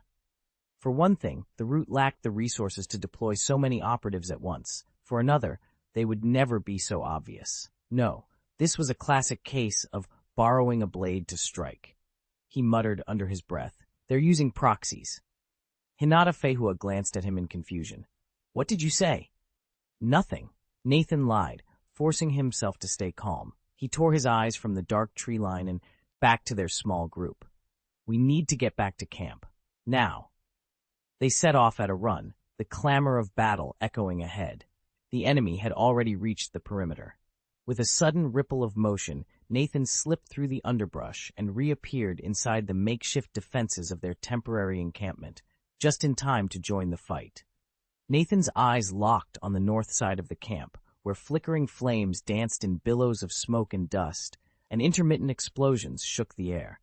A fierce skirmish was underway, but who were they fighting? He activated his Sharingan, sharpening every detail. As he'd suspected, these weren't root operatives, but over 20 shinobi from Kirigakure. Then, Nathan's heart skipped a beat.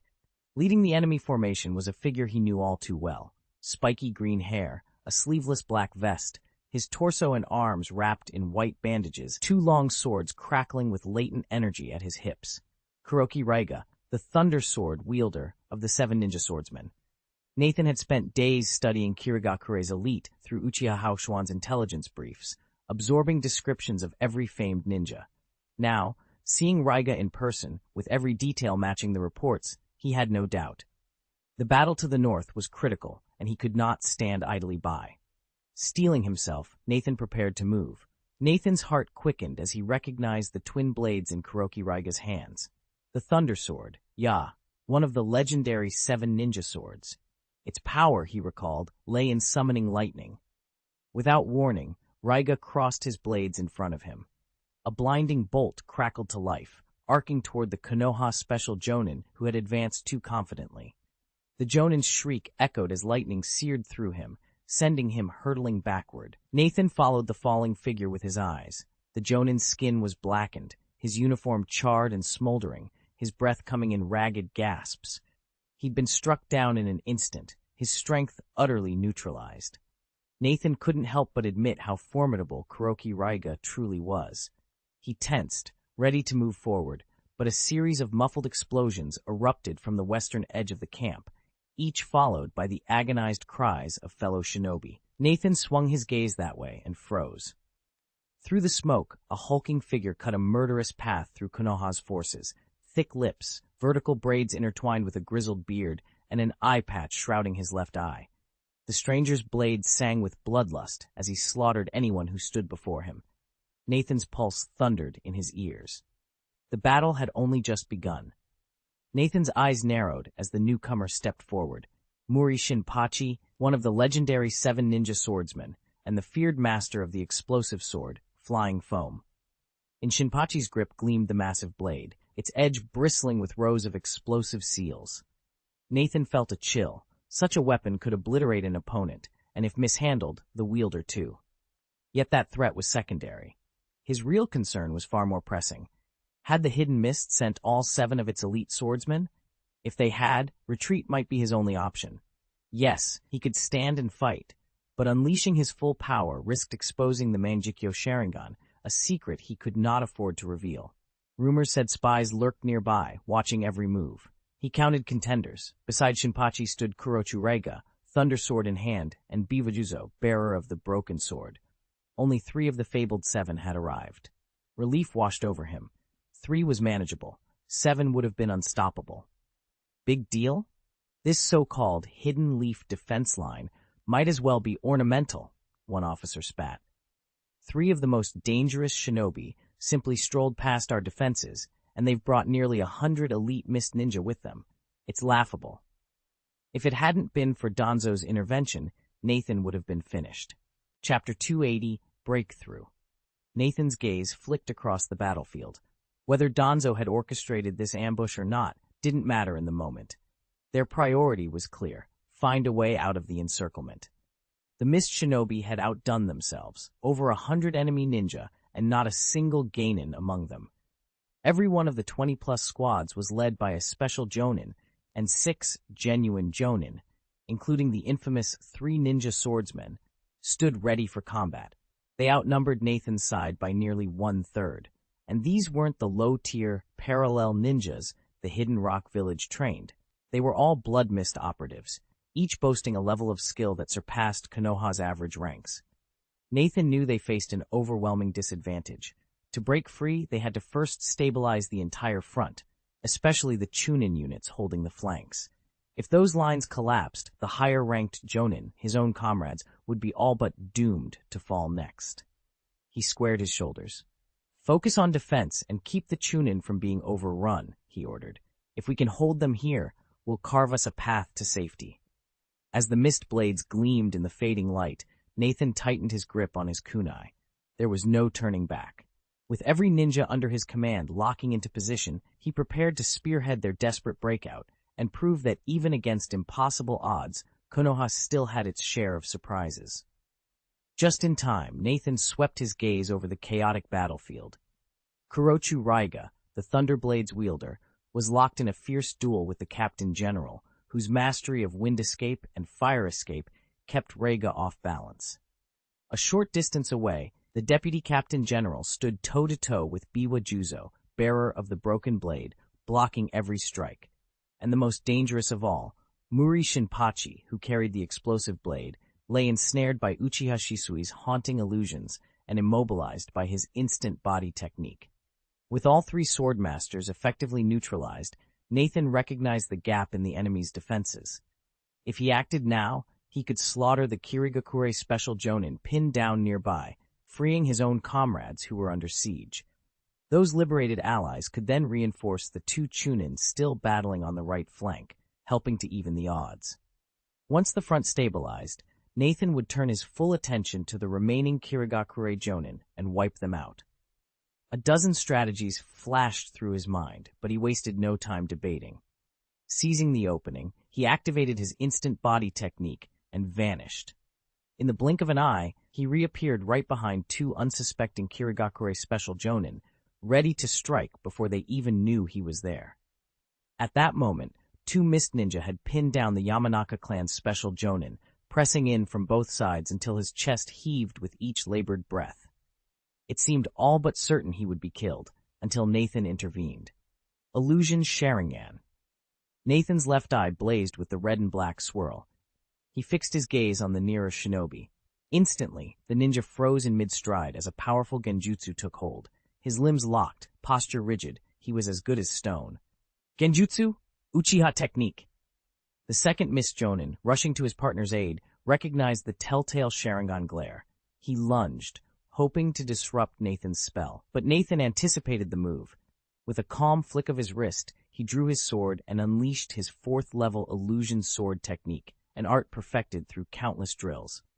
Shimmering sword shadows blossomed in every direction, each blade identical in form and glint. The rushing jonin hesitated, unable to tell real steel from phantom. Nathan's true blade flashed through the haze, its arc silent but deadly. The real sword found its mark in the ninja's thigh. He staggered, eyes wide, crimson staining his garb as he crumpled to the ground. Nathan released the trapped shinobi with a mild twist of his wrist. The frozen warrior collapsed beside his fallen comrade. Silence fell in the clearing. The 2 Mist Jonin lay incapacitated, and the Yamanaka Jonin, once at death's door, gasped in relief. Against overwhelming odds, Nathan had turned the tide with nothing more than his Sharingan and his blade. In the stillness that followed, his dark eyes reflected only quiet resolve, ready for whatever challenge came next. Nathan's blade technique, almost at the level 7 threshold, allowed him to conjure perfectly convincing sword shadows. From an attacking standpoint, they were indisputably real. His Kirigakure opponent had no choice but to fall back, convinced he was outmatched. But as he retreated, a sickening puff cut through the air. He looked down in horror. Nathan's short sword had leapt through the smoke of illusion and straight into his comrade's chest. So it had all been a ruse. The Kirigakure special jonin froze, realization dawning far too late. Nathan's carefully laid trap had just claimed 1 life, and could have claimed another in an instant. Yet the young swordsman wasn't finished. With a sharp cry, he yanked his blade free, planted his foot, and sprang forward like a released cannon. The special jonin whirled at the furious rush, face tightening in dread. He snatched up a kunai and braced himself, preparing to meet Nathan's assault head-on. But at that moment, a surge of psychic energy flooded Nathan's mind, attempting to wrest control of his body. He sensed the intrusion, and out of the corner of his eye, spotted the Yamanaka clan's special jonin pressing his hand to Nathan's chest in the telltale heart seal. Nathan understood immediately. This was the Yamanaka's secret heart-turning technique, which channels the user's chakra into an opponent to control them. But since he hadn't gone limp, it could only be the advanced variant, the heart-turning clone technique. Thoughts raced through Nathan's mind, but he stayed calm. He strode forward and passed the unsuspecting Kirigakure special jonin standing in his path. Swish! Nathan's blade sliced clean through flesh and blood, carving a precise cut across the jonin's throat.